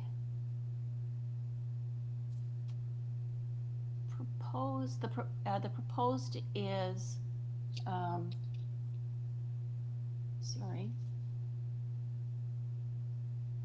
the proposed is 0.74 times the area of the lot, but because the lot slopes down to the rear, the basement is included and has in the area calculation, so it seems to be larger.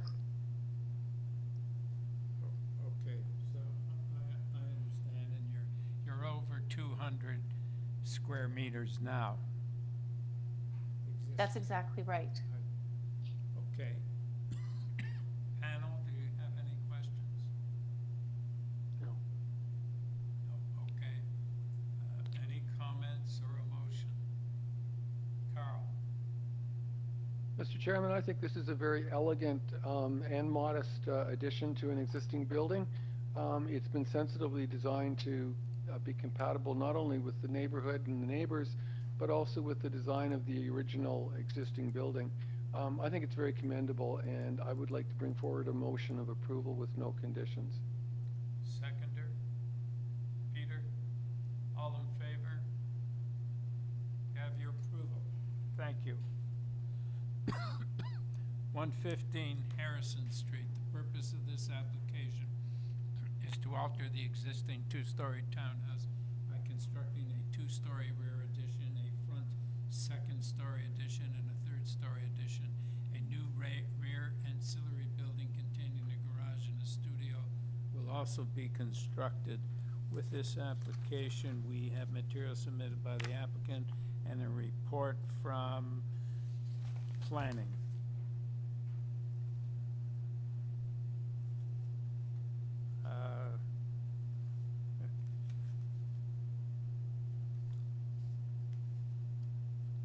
Can't get these right. Mr. Saskin? Hello? Hello, yes, hi. Can you hear me? Yes, we can. All right. Hi. Okay. There's a little bit of additional information that I understand was submitted a little bit late that I'd like to indicate at this time, if I could. All right, Mr. Saskin, before you do, please give us your name and your address for the record. Fair enough. Hi, my name's Evan Saskin. I live at 7 Croft Street. I'm the architect for this project. Okay, go ahead, sir. In addition to the materials before you, there are 2 letters of support that were submitted, one by my immediate neighbor that I'm attached to, and another by the next neighbor to the west of that. And there's sort of an extensive planning rationale that was submitted along with those letters of support. While I apologize that it was late and understand that you haven't had time to review it, the content of the report was kind of contingent on the support of those neighbors, so that's why that crumbled. Actually, I understand there's a planning report we on file received that information and yesterday. recommendations of planning staff that we're perfectly happy to, be bound by. All right, Mr. Saskin, would you just hold on a minute? Carl, did you have a question? I was just going to clarify the information that Mr. Saskin was responding to or commenting on. I believe it's in a package of information we received late yesterday. So we have the planning rationale, which we reviewed, and we have support from 115A and 117 Harrison Street. And I believe, is that what you were referring to? That's it. That's exactly it. Yep, that's everything. Okay, we've got all that. Okay, would you like me to give the full presentation on the 4 tests? No, we'd like you just. Fair enough. Just explain what this is about, and we'll carry it on. We'll carry it from there. Sure. So the variances, there's 6 variances in total. They divide pretty cleanly into 2 types. There's 3 variances for an ancillary building on the laneway, and there's 3 variances for the main building. I think the ancillary variances are entirely uncontroversial and stem from a pretty unusual grading condition where the rear lane is more than a meter taller than the street at the front of the house. So they're pretty technical in nature, and certainly if there were a laneway suite in them, they would be permitted as of right. And so unless there's any further questions, I won't discuss the ancillary building any further. Okay. The main house has 3 variances, one for main wall height, one for building depth, and one for overall density. If we can scroll to page 6 of my planning rationale, there's a side elevation showing the proposed profile of the building, and a dashed purple line indicating an as-of-right envelope in terms of main wall height and setbacks. I understand the letter of staff support, as well as my neighbor's letter of support, are conditional to this approval, should it be, rendered, being tied to this diagram and this sidewall profile that steps within the sloped walls that would have been allowed at those heights. If we could slide down to the next sheet, page 7 of the planning rationale, it indicates the plan profile of the other 9 houses that are constructed similarly to ours on Harrison Street, and shows the proposed depth of 17.9 meters, and how, with the exception of one house to the east of me, all of the other houses enjoy depths deeper than 17.9 meters. So while it is, of course, a variance, it's a variance that's enjoyed consistently along this street.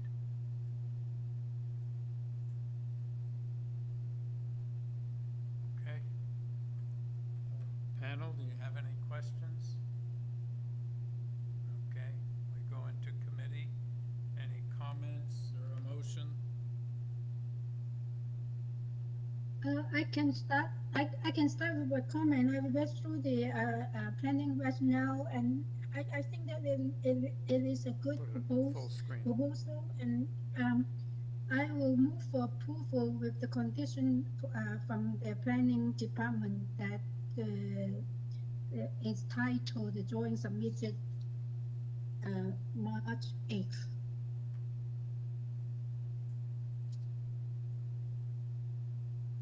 And I don't think there's any other conditions. Okay. You faded out a little bit, Yin. Was that a motion? Yeah, can you hear me? Yeah, I can't hear you very well. Sorry. I don't know what's wrong with these mics. Can you hear me? Yeah, it was better. I said that if there are any comments, yeah, that was a motion with the conditions that are recommended by the planning report. Okay. Can we have a seconder? Nimrod, all in favor? You have your approval, thank you.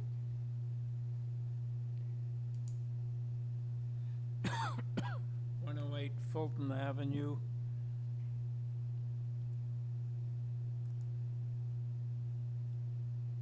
The purpose of this application is to legalize an existing deck on top of the existing rear yard detached garage. With this application, we have material submitted by the applicant. We have a report from planning. We have correspondence in support from 102 and 5 form letters in support. Mr. Sprague. Yes. My name's Tom Sprague, Sprague and Company Architects, and our address is 156 Duncan Mill Road in Toronto. I'll just give a very brief background to this particular application. The new owner or owners purchased that are our clients purchased the property in September of last year, September 2020. And shortly after that, they discovered that there was an order to comply with respect to a deck that had been built some 30 years ago on top of the existing garage. The purpose of our application today is to legalize that situation that has been in existence for a long, long time. The new owner canvassed all the surrounding neighbors to get a background on the timing of when this was built, and they're all supportive of exactly what's been there for many, many years. That's evidenced by the 5 letters that you have on file, and that's both from the immediate neighbors on Fulton on Bow Street, as well as Neeland, 3 letters on the back, as well, 3 neighbors on the back. They're all totally supportive of keeping the deck as it is. I am aware of the staff report and their from the community planning and their report, and there were certainly concerns expressed in that about overview and height.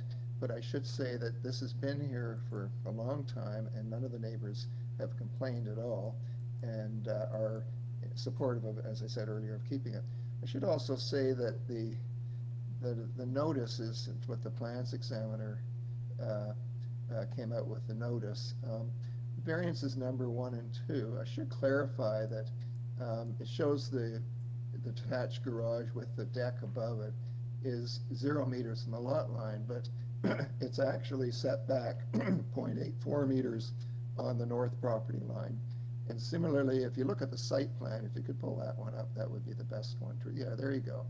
You can see at the back, there's a 3 feet setback from the edge of the garage below on the north side. And then on the east side, there's 10 feet. And then basically on the west side, it's up to an existing frame garage, which I included a photo to show the existing situation in our report that was posted on the 23rd. I just feel that in this particular case, I feel that with the fact that it's been there a long, long time and hasn't changed, the status quo will change. I do feel that in this case that, in my feeling, it is appropriate. Yeah, there's the photo of it, and it sort of joins in with the other garage to the other. So it certainly blends in. It's been there a long, long time. It's a bit of an unusual situation in this, but I really do feel that it would be unfortunate if it had to be removed when it's been there so long. And I feel it is appropriate to keep it in this case because it's been there since the mid-'80s, I gather. And so I think if it is appropriate to keep the garage, and in turn, of course, then approving the variances that you do see before you. But the variances just represent the existing, basically the existing situation, and some of them are a little, but the bottom line is what we're asking for is just to keep the deck the way it is. And it was done, this was done long before bylaw 569/2013, and certainly there's new requirements and new parts of it. If it was being built new, that would be a bigger issue, but it's been there a long time. It hasn't offended the neighbors, and it would be my position it would be appropriate to keep it in this situation. A little bit unusual. So, Mr. Yes, Sprague, why is it not a legal non-conforming user? Well, legal non-conforming would really go all the way back to 1952 before a zoning bylaw was brought in. So it's not really legal non-conforming. It's 30 years ago, but it never evidently couldn't find any record of a permit being issued for it at that time. So that's why this is, and then so that's sort of the reason. So you can't really call it that way, although it's been there 35 years. So it's, but it's not really what I would consider legal non-conforming because it's after there was a bylaw, I guess. Yeah, there's a picture from the thing, yeah. And the neighbors behind have no problem, and that's where it's set back. And on the east side, it's set back as well. So the concerns of planning staff about it, overlook and everything else just don't exist in this situation. And it's a proven entity. It's there, and it hasn't caused any issues for the neighbors. Or of course, they would not be writing, the letters just supporting it. Okay, Mr. Sprague, Ms. Chen has a question for you. Yes. Yes. I do have just a question in terms of detail. Keep the planning department's report up. My question is probably you cannot answer. Is the third variance they mentioned? They do not have the number, but it's the third one after the bullet point. I cannot find that. If you look at the bylaw number, chapter 10.560 or whatever, it's not on it's not on our note, the list of variances in front of us. I do not know what it is. Whether it is a mistake. There was the notice was resent out, and this was the planning staff wanted to add this in. So there was a new notice that went out that included the variance number 7. It was on the notice that went out, so it's on the revised notice. So it is extra variance then, but it's not in front of us. I'm not too sure we can consider it. Oh, you should look at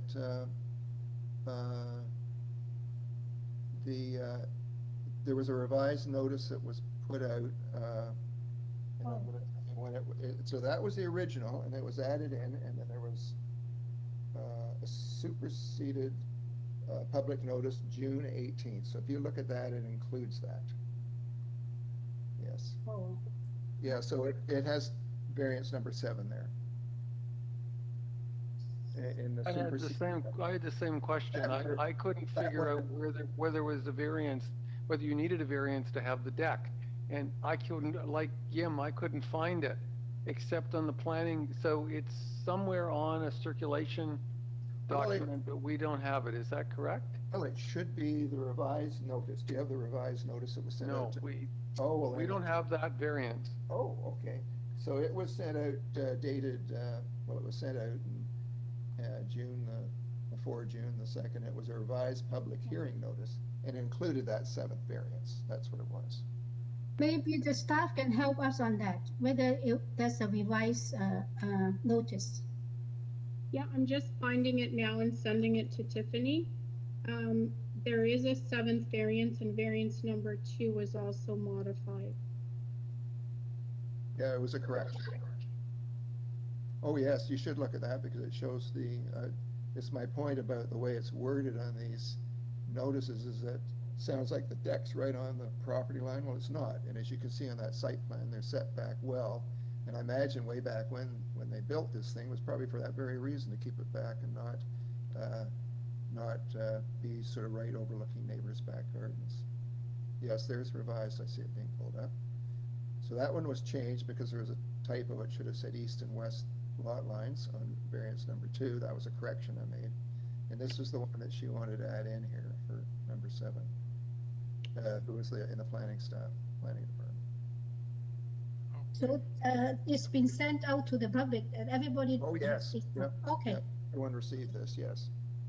Yeah. Yeah, no one received it as well. Yeah. But we do not have it. Okay.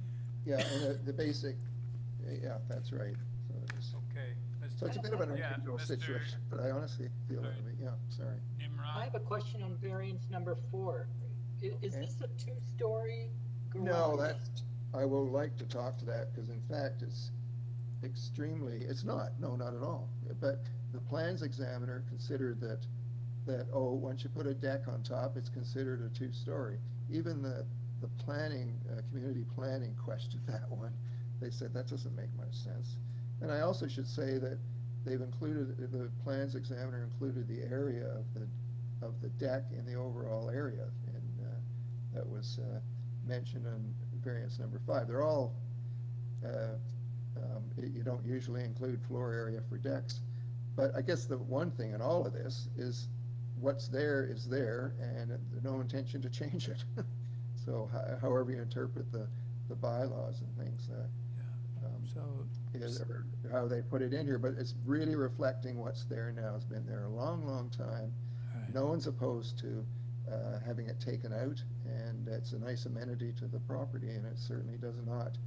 In this case, it's a built form, so you can prove that it doesn't really have overlook issues, and the height is really it's set down. The height is because of the railing that protects it, which is got to be 3'6" above the deck to keep to the Ontario Building Code, and that's right. So as you can see in the picture there, that's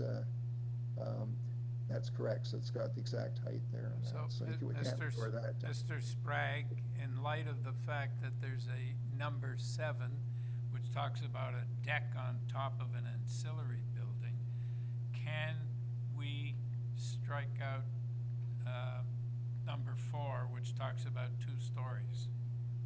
I personally think you could. I'd hate to sort of say yes, and then the plans examiner said no. But the plans examiner who did from the city actually said, when number 7 was put forward, said that I really covered that in number 4. I think you could do that. I think you could, yes, delete that one. Yeah, because really they seem to contradict each other. It's very much so. I agree with you. Yeah.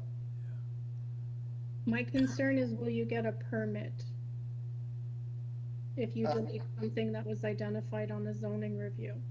Well, that's what I'm worried about a bit, but I have another concern. If number 4 stays, I don't believe it's a 2-story building at all. Yeah. But if number 4 stays, the owner, I would think, could add a floor to this garage and put a deck on the top, and I would be really concerned with that. It's not what's there, but that would be, in my view, what we'd be approving. Oh, you know what? Yeah, I agree. I'm concerned with number 4 being misinterpreted down the road and providing an extra floor to the garage. The neighbors are in agreement with the existing condition. Yeah, exactly. I would love to tie it to your drawings, but somebody really fussy might get upset because you've got a different screen on your actually in existence to what you've got shown on the drawings. But your drawings basically raise questions about the variance, the proposed variance number 4, and thank God you had it because variance 7 wasn't there. So I have trouble with variance number 4 as it's written. You know, I honestly feel comfortable you could delete it, because I did have a conversation with Nelson Rodriguez, who was the fellow who did the zoning review in the city, and he said that number 7 really took the place of number 4. So if you feel comfortable taking that, I feel comfortable we'd be okay with it. I'm sort of, or you tie it in generally in conformance with the drawings. But I think my feeling would be if you felt comfortable to take it out, or you just, probably the best thing is it's not a second story. You know, Okay, so, Mr. Sprague, I mean, we're going to argument, Mr. Sprague, we're going to move on now to hear from Mr. Sankey. Oh, hello. Yeah, we can't hear you, Mr. Sankey. Oh, can you hear me now? Yeah. Can you hear me now? Yes. Okay, good. Oh yeah, I'm just a neighbor at 158 Arundel, which is the east wall. We were just concerned that there'd be no setback if they rebuilt the deck or, tore it down, that's all. We just didn't want a fence line right along the edge so that their kids aren't throwing beer cans and cigarettes in our backyard. That's all the interest is. It's not, we're completely fine with the deck. It's just to make sure that the setback stays, that's all. Whether a new one's put up there or whatever, it's fine with us. It's not a problem. That was the concern. Yeah. Well, the building is apparently set back, and these variances are apparently inaccurate. Yeah, as long as the deck is set back, that's all, and that's great. We love it. It's fine. We have no problem with it. We just want to we weren't sure whether this was a sort of process to legalize it, tear it down, and put up a huge monster thing. That's all. We just didn't want that. Yeah. But we're fine with the existing deck. We're fine with it. Okay. Footprint's fine. Thank you. Yeah. Mr. Sprague? Mr. Sprague? Yes? Yeah. It might be... Yes, I'm sorry. It might be an idea to actually put in those in one where the garage is actually located from the rear lot line and from the north side lot line, so that we are really dealing with the existing condition. Okay. I wonder if you go to the plans, if you could pull up the plans. We have those dimensions on our plans, which shows the existing deck plan. Mr. Chairman, I wonder if the simplest solution isn't to tie the application or any approval to the plans. I would tie it into this plan, because that shows the setbacks. You can see on the one side is 3.0 meters on the east, and then a 0.84 to the north, 3 feet. Yeah, that's the plan to follow. Yes, that's it, not to change. I agree with The elevation plans, because it clarifies that it's only 1 story. Yes. Yeah, I think so.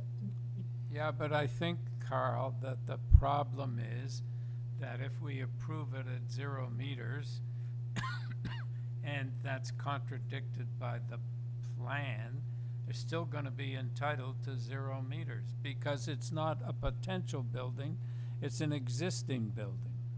So if we... No, but if you tie it to this drawing that's on the screen now, plus the elevation drawings, basically that's the existing condition, and that was what the last speaker wanted us to do. He said, I'm fine with what you've got, I just don't want somebody to tear it down and build something else. So we have... Unless Mr. Sprague's drawings are not accurate, and I trust that they are accurate, then I think tying any approval to this drawing that's on the screen, plus the elevation drawings, build substantially in accordance, because there's got to be some room there for some variety, but it clearly indicates it's a 1-story garage with a deck on the top. It clearly indicates where it's being located. All right, the problem is we have to word it very carefully, because usually we say to be built in accordance with, and now we have to say built in accordance with. No, you would just say legalize as the shown in these drawings, because Mr. Chairman, your suggestion will have a problem, saying that because variance number two will no longer needed if it's 0.84 from the property line, you do not need it, so it will create more problems, I think. What will create more problems? I didn't quite hear what you said. You told me that the number two, if the lot line is actually 0.84 meter from the lot line, is already, you do not need to have the number two as a variance. Well, I will sort of give you a bit of background from what the plans examiner told me. He said because this is all treated as one entity, even though the deck is set back, that's why I'm putting this at 0 meters to the edge of the garage, which it is, because it was all one building. And then so I agree with the idea that that if you could tie it into that plan showing the deck location substantially, I think that would cover it. Really, it's very clear what it is, and it's substantially in accordance with that. And I think that would be a I think so. I think that's a better. I think it is too. Yeah. Okay, so let's have a motion tying it into the to the plans. So, okay, I can put a motion for approval with the revised notice and tied to the elevation and the plan provided submitted to the committee of adjustment. Are you removing variance number 4, or are we leaving it?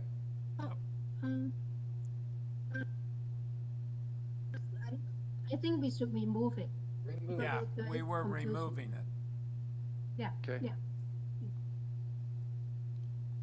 Okay, do we have a seconder? I'm Carl? happy to second that. All right, all in favor?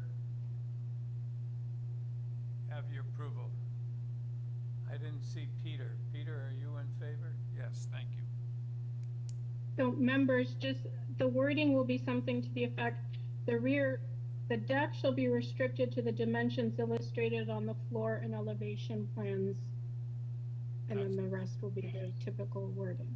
That's good. Is that okay? Yes, thank you.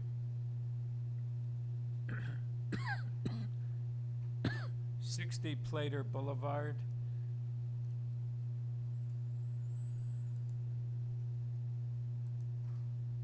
Purpose of this application is to construct a 3-story detached dwelling with an integral garage and construct a rear detached shed and a rear yard swimming pool. We have, with this application, material submitted by the applicant, support from about 7 people and opposition from 2 people, one on Ellerback and one on Plato Boulevard.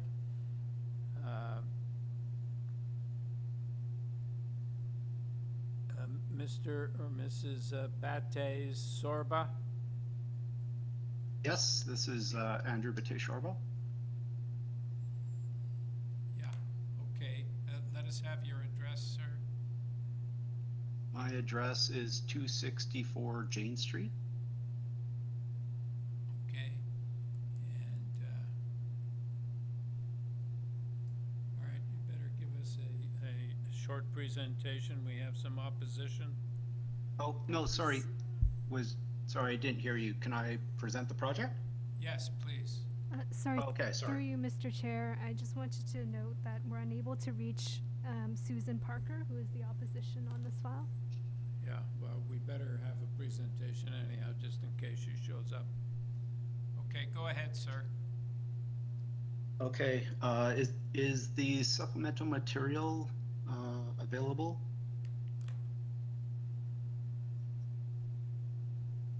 Perfect. So I think I just wanted to first start off with, I think, to put into perspective what we're actually proposing on this project. So in the notice and the city zoning it is described as a brand new build because we are at 58% keeping of the existing walls of the house. But we are in fact keeping a majority of the house. And what we're proposing to do is to take off the existing kitchen and garage on the east, the sunroom, and a small second floor closet on the east, the garage on the west, and replace those with two new additions.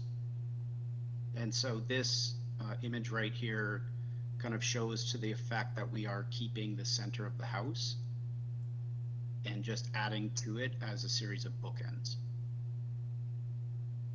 So there are 3 variances that are directly connected to the existing house, and those would be 1, 2, and 12. And those are all in regards to the existing house and its relationship to the property line. And so that is an existing condition that we are retaining. If you want to go to the next, so that the next document, or the next slide on density, kind of shows the relationship of our house to several other projects in the area that have a similar SI, and that ours at 1.2 is not significantly larger than several other projects in the area.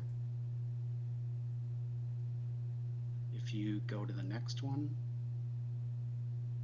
that this slide kind of reinforces that idea in terms of square footage. So our square footage is around 3,900 square feet, and in relationship to all of these other houses that are at that or above it. Next slide, please. So this, we are asking for variances 3 and 4 in relationship to the pool. And those variances are kicking in because we are a corner lot. And so those setbacks are because we have a corner lot.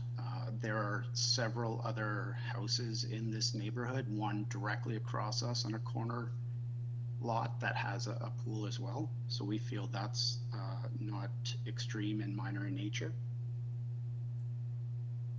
The next slide, please. And then this one begins to illustrate the height. So the existing house is at 9.4 meters. We're asking for 10.19. The kind of existing Edwardian homes that are common throughout the neighborhood are at or above the 10.19 meter mark. And because of the house directly adjacent to ours on Plater 58, we have actually broken up the mass of the building and lowered the portion directly adjacent to it to keep the existing 9.4 meter height.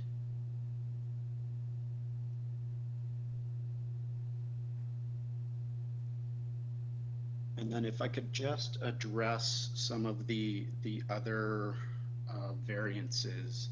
The variances 9 and 8 that are associated with length. The existing house is, the current length is 20.3 meters. And the new proposed is at 20.9. And that increase in length, while we're setting back the east facade back a foot to align with the neighbor's house at 58, we are actually increasing the size of the garage to accommodate a modern car, and we're increasing the garage by 3 feet. And so that's where that 3 foot difference comes from.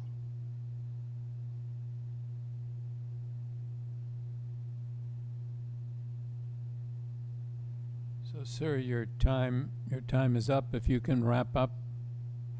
Yep. I'm finished. Thank you very much. Okay, thank you. Susan Parker, did you find her? So through you, Mr. Chair, we're still unable to reach Susan Parker. Okay. We have a minute. There's somebody in opposition, but we can't reach her, so we'll carry on. In committee, any comments, Carl? Just a clarification for the applicant as he goes forward. In your drawing, sir, you've got two north elevations. You've got A301 and A302, both labeled as north. I believe 302 is south. You just might want to clarify that, because down the road, if somebody misreads those, you might have trouble. Absolutely. Those definitely will be clarified. Okay. And we actually, my client has spoken with Susan Parker and has described the project to her in more detail, and along with the nuances in terms of the variations of height. And so she has declined to oppose the project anymore. Okay, thank you. All right. We have comments or a motion?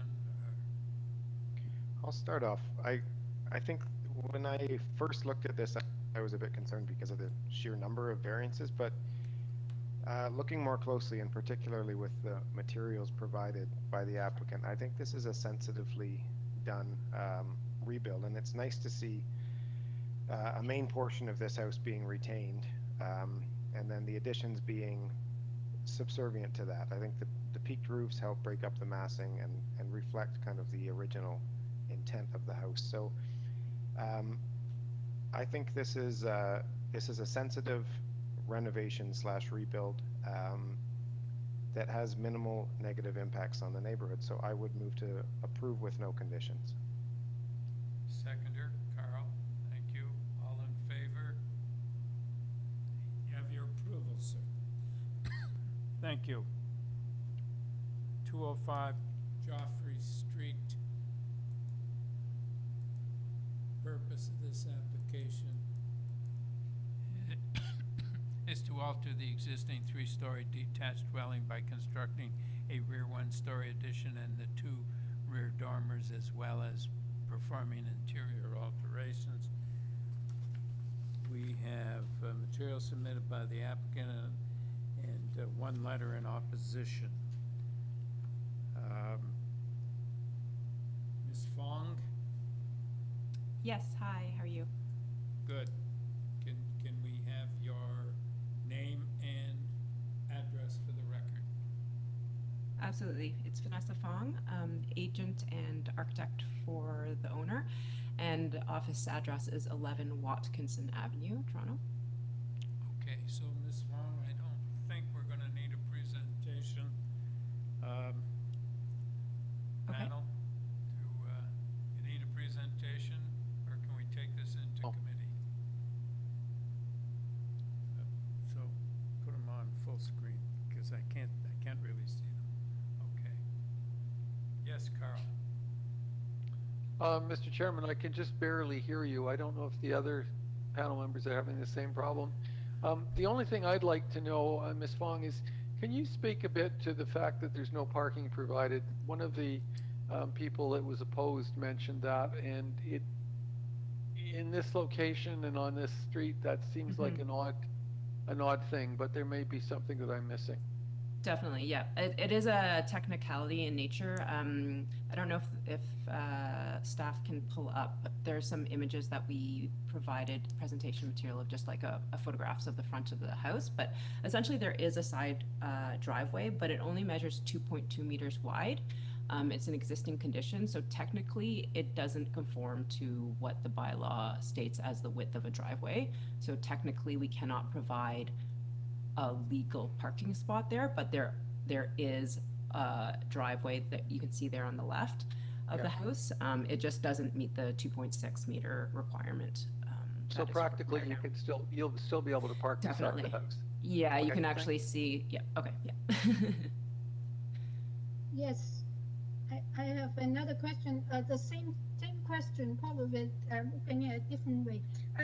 The structure in the on your site plan at where is still labeled as existing on your site plan. It's still labeled as existing garage. Mm-hmm. Right. So and when Yes. you go zoom in, it's still labeled as existing garage. So technically, there's still a one parking spot, right? Technically, but we can't get a 2.6 meter legal parking path to that garage. So that's why we can't even accommodate a parking, like we can't get the car back there, so we can't count it as a parking spot, if that makes sense. So you cannot call it, can you still call it a garage then? Good question. We've left it as a garage because we're not really touching it at the moment for this application. Yeah, so it's become a shed now. yeah, exactly. A glorified storage shed. Okay, any further questions or comments, or do we have a motion? Carl? Mr. Chairman, I think this is a very straightforward application, a very handsome build. I'd like to move approval without any conditions. All right, we have a seconder. Peter, all in favor? You have your approval, thank you.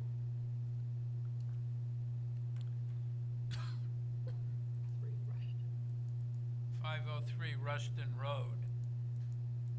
Purpose of this application is to alter the existing two-story detached dwelling by constructing a one-story front addition and a new front porch. And we have material submitted by the applicant and support from 502 Rushton. Mr. Espinola. Good afternoon. We'll have trouble hearing you. Can you speak up a little?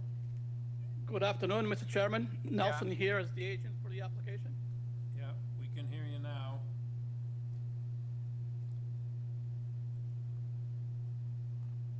Okay, can we have your address, sir?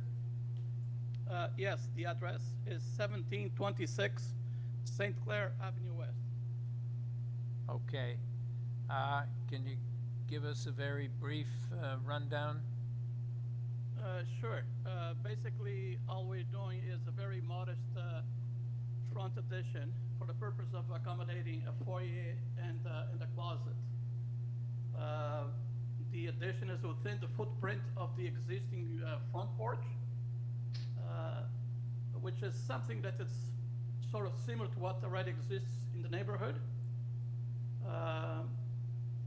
And you know, it's our opinion that it's not going to have any effect on the neighbors, and the planning department has no concerns with our proposal as well.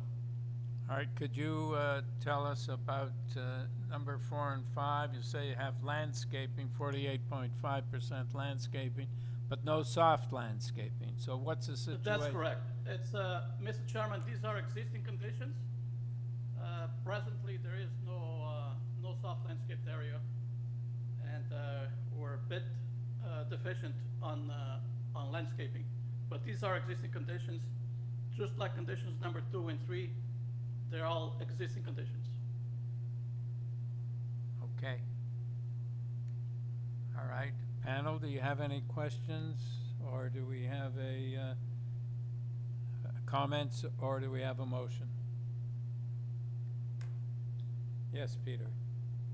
Yeah, I'm happy to bring a motion for approval. I think this is an extremely small request. They're just enclosing part of the porch, and the variances do reflect almost entirely existing conditions. So I don't think it's necessarily fair to penalize the applicant to that extent. So I move to approve, subject to urban forestry condition number 1. All right. Do you have a seconder?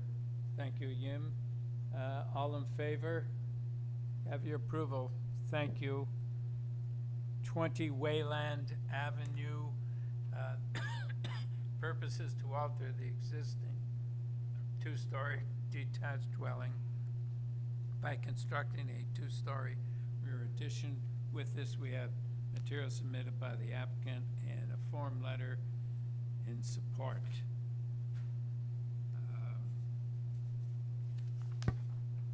Mr. Mills? Hi there, how are you?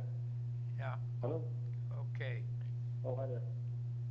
So- This is Russell Mills, owner and applicant of 20 Wayland Avenue.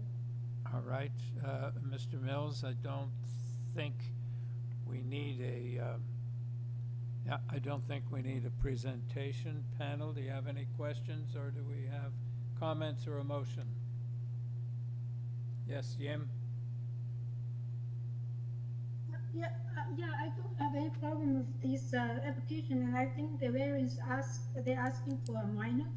So I will have a motion to move for approval, and with no conditions. All right, seconder, Nimrod? All right, second, all in favor? Have your approval? Thank you. Thank you. Number 499 Winona Drive.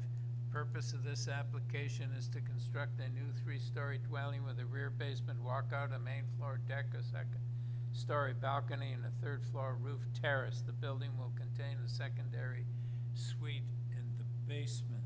With this application, we have material submitted by the applicant and correspondence from transportation. Mr. Yerushalmi. Good evening. Good evening. Could we have your name and address for the record, please? My name is Albert Yerushalmi. I'm the agent for the applicant. All right, could you give us a brief rundown of this? We have some, I don't know whether it's support or interest or opposition, but someone else is on this file, so we need to hear from you. Yes, it is. This is about a construction with a new residential unit, 3-story. We have 5 people in support. We have the neighbor that was in objection because of the privacy that we changed, and we put a privacy fence along the roof and along the balcony and the deck. And we moved the deck, and I understood that the neighbors weren't in the objection anymore. Okay. Somebody's still registered to speak, so please tell us what this is about. Yes, a new residential unit. It's about 2,400 square feet. And the lot is pretty small, is 25 feet. And we have actually the site setbacks is only, on the north side, we are pulling the house from the existing is closer to the property line, and in the south, we only have that yard which is close. The rest is 1.22 meters. And the variances are all minor. The walls, the height of the wall is actually the height of the parapet. And the height of the overall height is within the bylaw. And we have one variance regarding the parking space, which the transportation department doesn't object because everybody there has its parking in the front of the house. We will do that with a permeable material, just like the rest of the neighborhood. And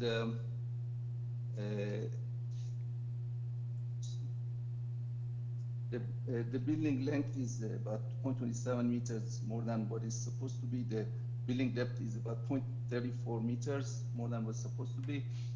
They're all minor, and some of these variances are due to the proximity of the residence to the property line, just like the third floor. All right. Overall, it's a very attractive house, residential unit that's going to most probably contribute to the neighborhood. All right. And as I said, we have 5 letter of support. And if you have any questions, I'm happy All to right. answer. Thank you. Panel, do you have any questions? Yes, sir. Okay, Carl.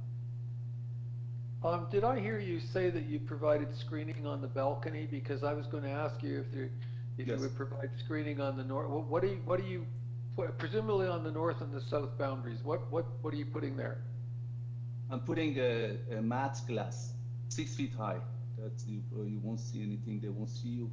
That's the standard attractive.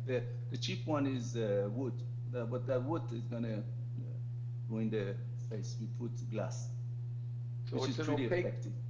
It's a 2-meter high opaque glass. Yeah. Along Okay, the balcony. and that's not shown on your drawing, so you wouldn't have any difficulty with us adding that as a condition. No problem. I actually revised the plan on Saturday and sent it to the owner, that the neighbor. That's why he or she removed their objection. Okay. But I'm gonna submit that. Okay, Peter. Okay, thank you. Do you have a question, Peter? Yeah, thank you. A similar type of question to Carl, but would you have an issue if we added the water permeable pavers as a condition for the front yard driveway? No problem. Thank you. No problem. Sure. Okay, so let's move on to the next registrant, Agistaribi, David Agistaribi and Sarah Pineda. Hi. Hi. Hello? Yes, could we have your name and address, I'm sorry, I please? just got out of the Metro Toronto Convention. I'm not sure if you can hear me. I can barely hear you guys. All right, can you hear me? Yeah, I can hear you. Sorry, just I'm on the street just coming out of the subway. There's a lot of noise out here. Okay. I just joined the meeting, so I'm not sure what you guys have passed. We've discussed with the neighbors. We have open communication. They have our full support. They have modified their plans to protect the privacy on our side, so you can see up to the plans at 497 Winona. So are you satisfied? Yeah, so first of all, just give us your name and your address for the record. Sure, sorry, 497 Winona Drive. My name is Sarah Pineda. Okay, so are you satisfied with your discussions with the owner and with the accommodations they've made? And you're no longer in opposition? Very much so. We appreciate that they added the privacy fence. That was our #1 concern off the rooftop patio. They have our full support. As long as that doesn't infringe on our privacy, they're good to go. Okay, thank you very much. Thank you. All right. I don't think we need to go back to the agent panel. Do we have any comments or questions? Okay, do we have a motion, Carl? I have a question. Earlier when I asked, I was talking about the balcony at the back of the building. It's a small balcony. This lady was talking about the rooftop terrace. So is there a proposal to put screening? I've got a drawing here. Hold on a second. Could we look at the 3rd floor plan? Okay, maybe the applicant can clarify what his commitment is to screen, because he said north and south sides of the balcony. What is the proposal to screen? I said balcony and the rooftop patio. Okay, so where is the screening going here, on the north and the south side of that front terrace? It goes from here to here, all along the south side. And the north side, there's not a problem, is that right? There's no problem. Yeah. She lives in the south. Okay, and there's no overview to the north? No. Actually, the 3rd floor is actually blocking it. the view, but we didn't have any issue with them. If they request that, we're going to put it, but they didn't have any problem with that. Okay, I just wanted to make sure that we were reflecting what you've negotiated. So, as I understand it, it's screening on the north and the south edges of the balcony, and screening on the south edge of the rooftop terrace. Correct. Okay, and you had suggested it would be 6 feet tall and it would be opaque glass. We normally, did you negotiate 6 feet with the owners? Well, I know that's the minimum height to block the view. That's what we have already applied in many other projects. But the normal height that we normally request is 1.5 meters. We had this problem in another application where the height that was discussed actually didn't conform with the bylaw, and so we had another problem. But would screening of 1.5 meters be in keeping with your discussions with the neighbors? What I showed was 1.8 meters, 6 feet. But if that conflicts with the bylaw, we're gonna reduce it by a bit. As long as the people can't see from above that should be okay. I sent them a 3D plan that they really liked it. Thank you. Any further questions? All right, do we have any comments or a motion?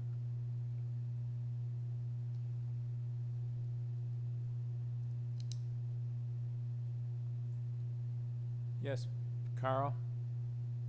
Mr. Chairman, I'm happy to see that the applicant's working so constructively with the neighbors. That's it's very encouraging. I have no trouble in recommending approval of the application subject to the screening. I was going to say 1.5 meters, but if the applicant has negotiated 1.8 meters, I'd be inclined to use that dimension and hope that that complies, so that it would be permanent glazed, opaque glazed screening on the north and the south edges of the, I guess, second floor balcony, and on the south edge of the rooftop terrace. All right, do we have a seconder? Peter? Just a moment, please. Could I add also a condition of that the front driveway be water permeable pavers? Yeah, I'm sorry, I forgot that. Yes. No worries. Yeah, thanks. Okay. I would second that. All right, all in favor? You have your approval, sir. Thank you. 188 Woodmount Avenue, purpose. Sorry, that was a screening of 2 meters high, right? No, 1.8 meters. That's what he negotiated with the neighbors, and I'm reluctant to change the dimension.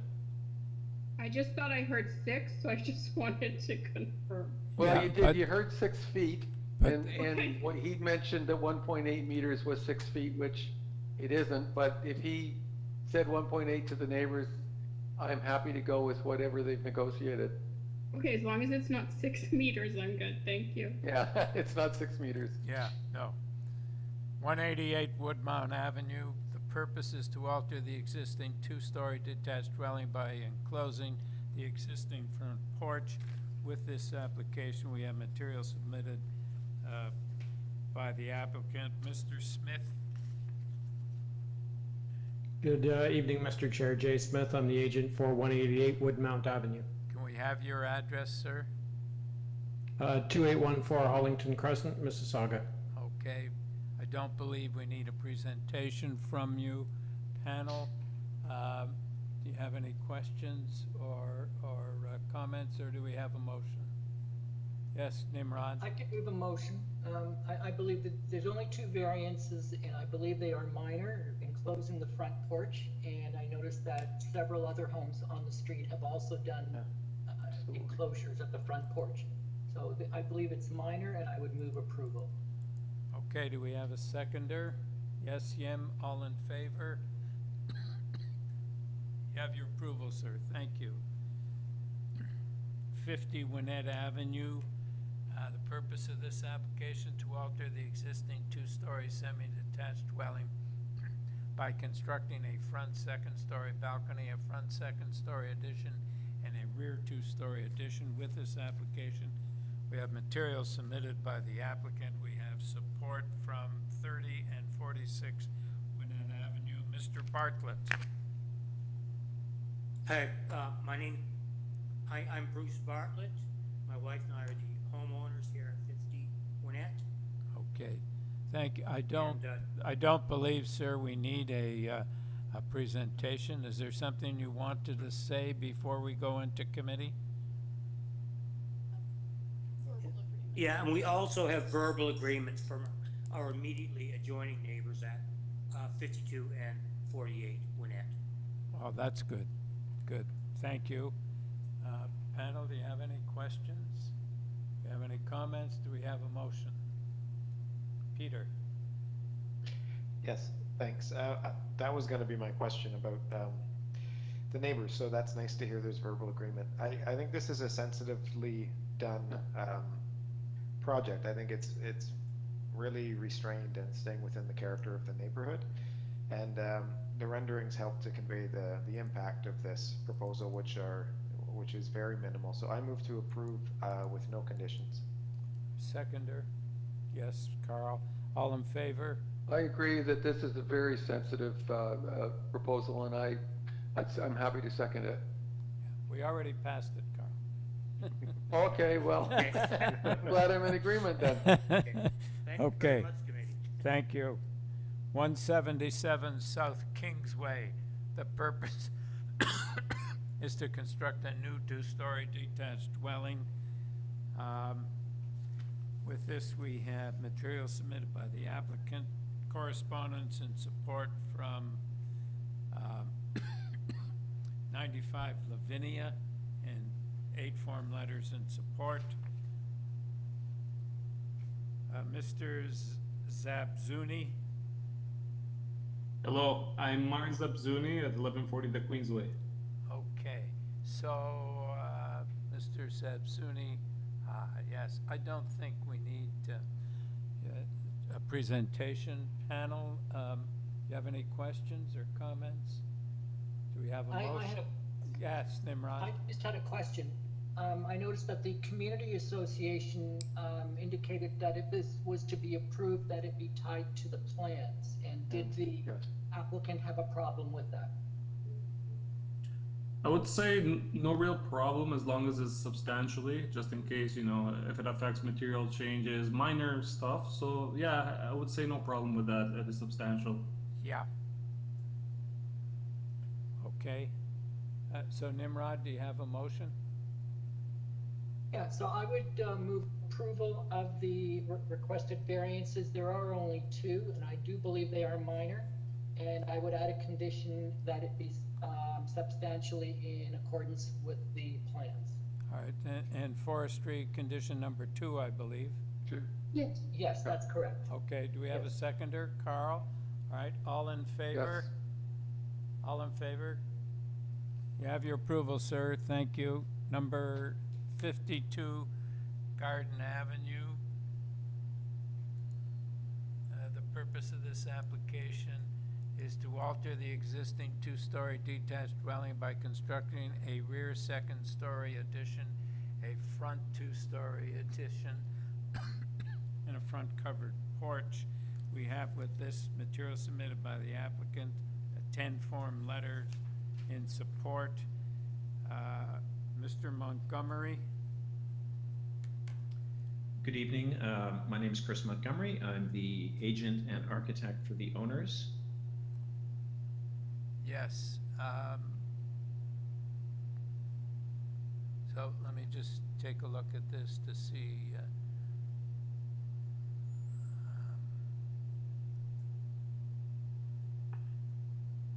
Okay, I don't believe we need a presentation from you, sir. Panel, do you have any questions or comments? Do we have a motion? Yes, Yim? Yeah, I studied the material, and I think that the variances are minor, and also they do have support from the neighbors, And I also noticed that there are actually examples of enclosed front porches on the same street. I will suggest to move for approval with no conditions. Do we have a seconder? Yes, Peter, all in favor? You have your approval, sir. Thank you. 76 Eaton Avenue. The purpose of this application is to alter the existing two-story detached dwelling by constructing a partial front porch enclosure. And with this application, we have material submitted by the applicant, a report from planning, support from 3 addresses on Eaton, and opposition from 1 address on Eaton. Mr. Dunlop? Hi, Mr. Chairman. Hi. My name is Ryan Dunlop. Yeah. Can we have your address? Design. Can we have your address, sir? It's 600 Fleet Street in Toronto. Yeah, okay. I don't believe we need a presentation from you. Panel, do you have any questions or any comments? Do we have a motion? Nimrod? I would move approval of the variances. It's a very small front porch enclosure, and I believe the variances are minor, so I would move approval subject to community planning conditions.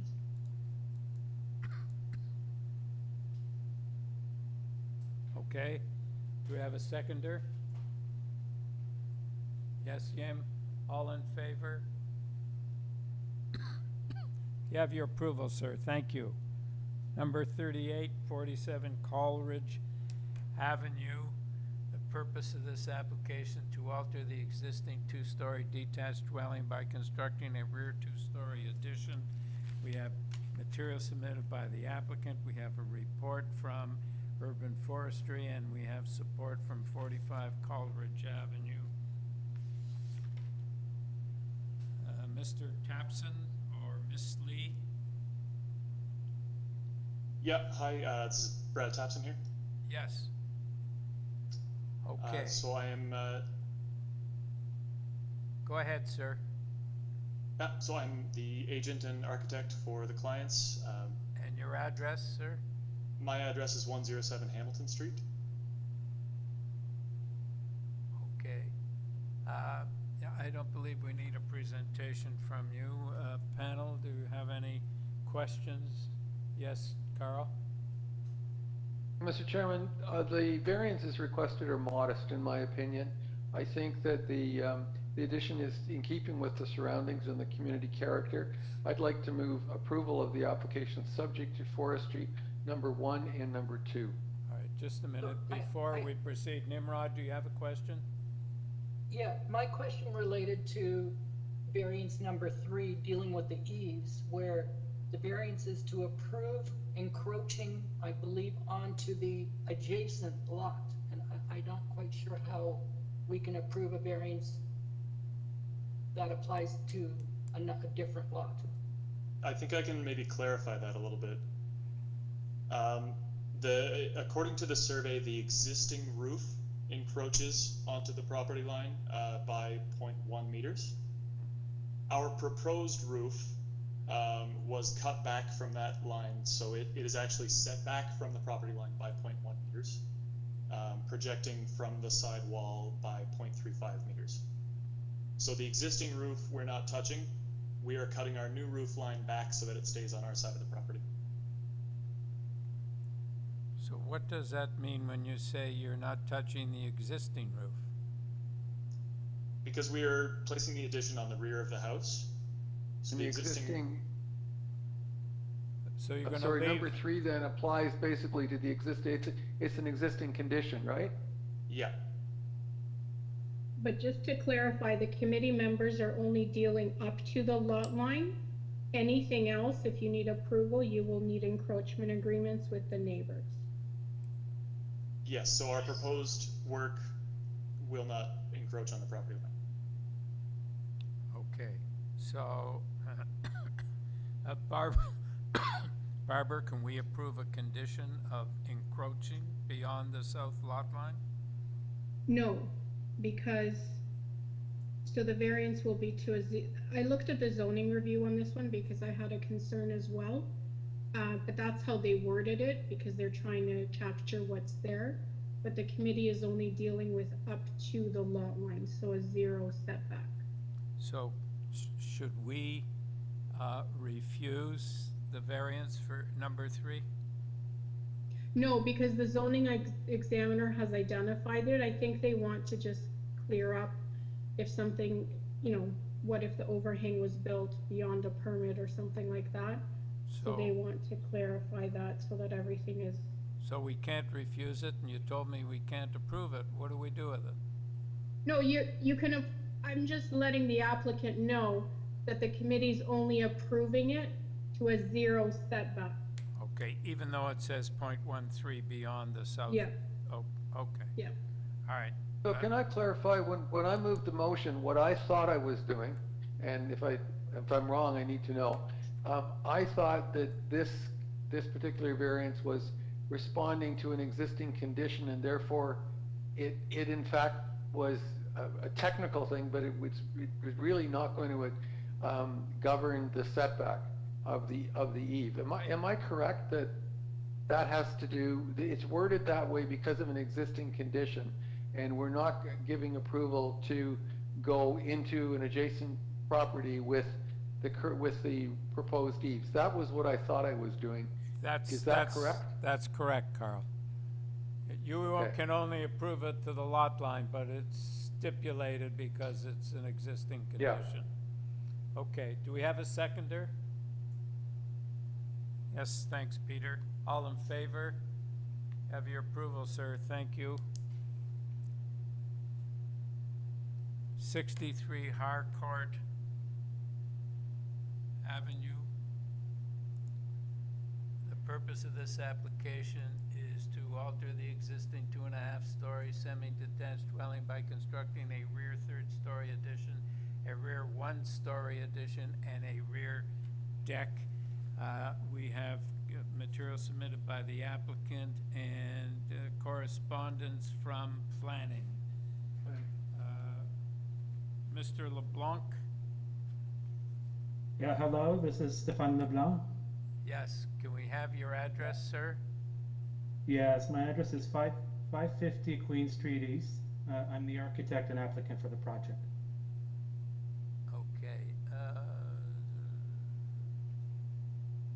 Okay, I don't believe we need a presentation from you. Okay. Panel, do you have any questions of Mr. LeBlanc? Any comments? Do we have a motion?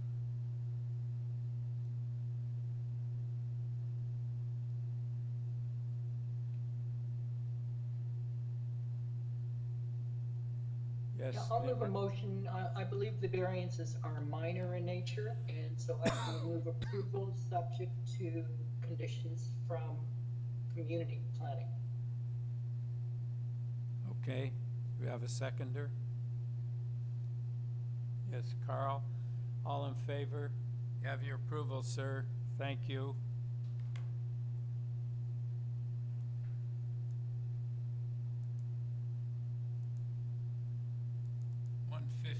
St. Helens Avenue. Purpose of this application to alter the lawful non-conforming 2-story semi-detached dwelling by constructing a rear 2-story addition with a basement addition and a rear ground floor deck. We have material submitted by the applicant, a report from planning, and 11 form letters in support. Mr. Taylor? Hello. Hi. My name is Frank Clary. I'm the architect and the agent for the file.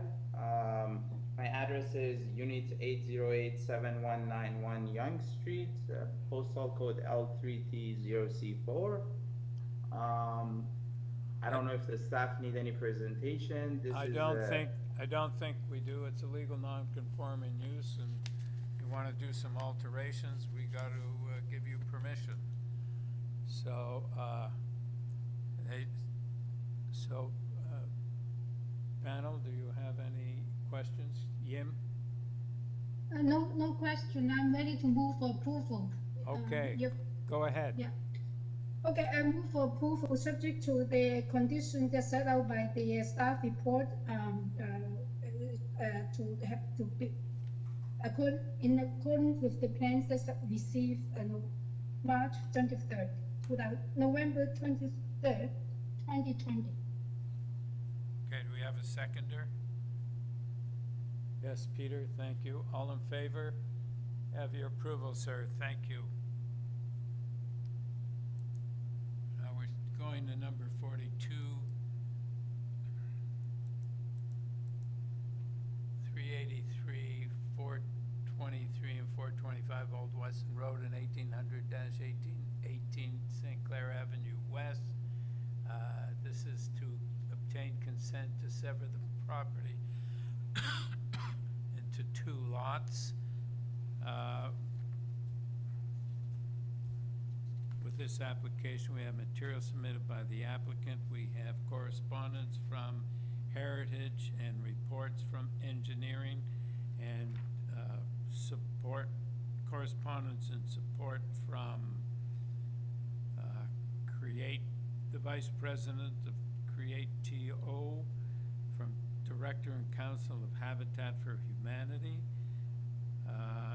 and the Chair of St. Clair Gardens Business Improvement Association.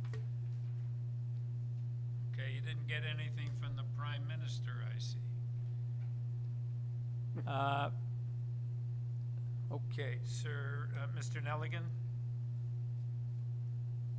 Good evening, Mr. Chair and members of the committee. It's David Nelligan. I'm solicitor on behalf of the applicant for this project, and my address is 181 Bay Street in Toronto. Okay, so there's no variances, it's just a consent to sever? That's correct. Okay, all right. So panel, we have any questions?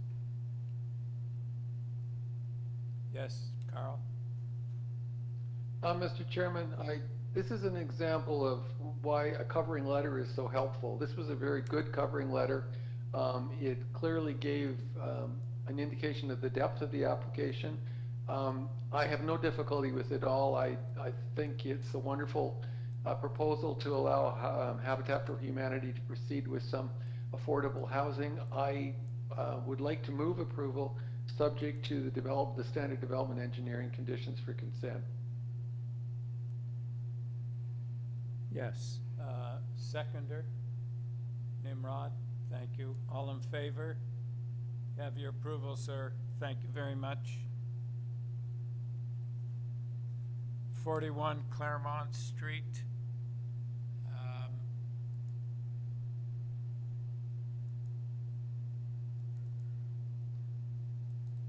The purpose of this application is to legalize and to maintain the residential unit that was created on the ground floor without proper authorization within the existing 3-story semi-detached dwelling. With this application, we have material submitted by the applicant, Mr. Goldman.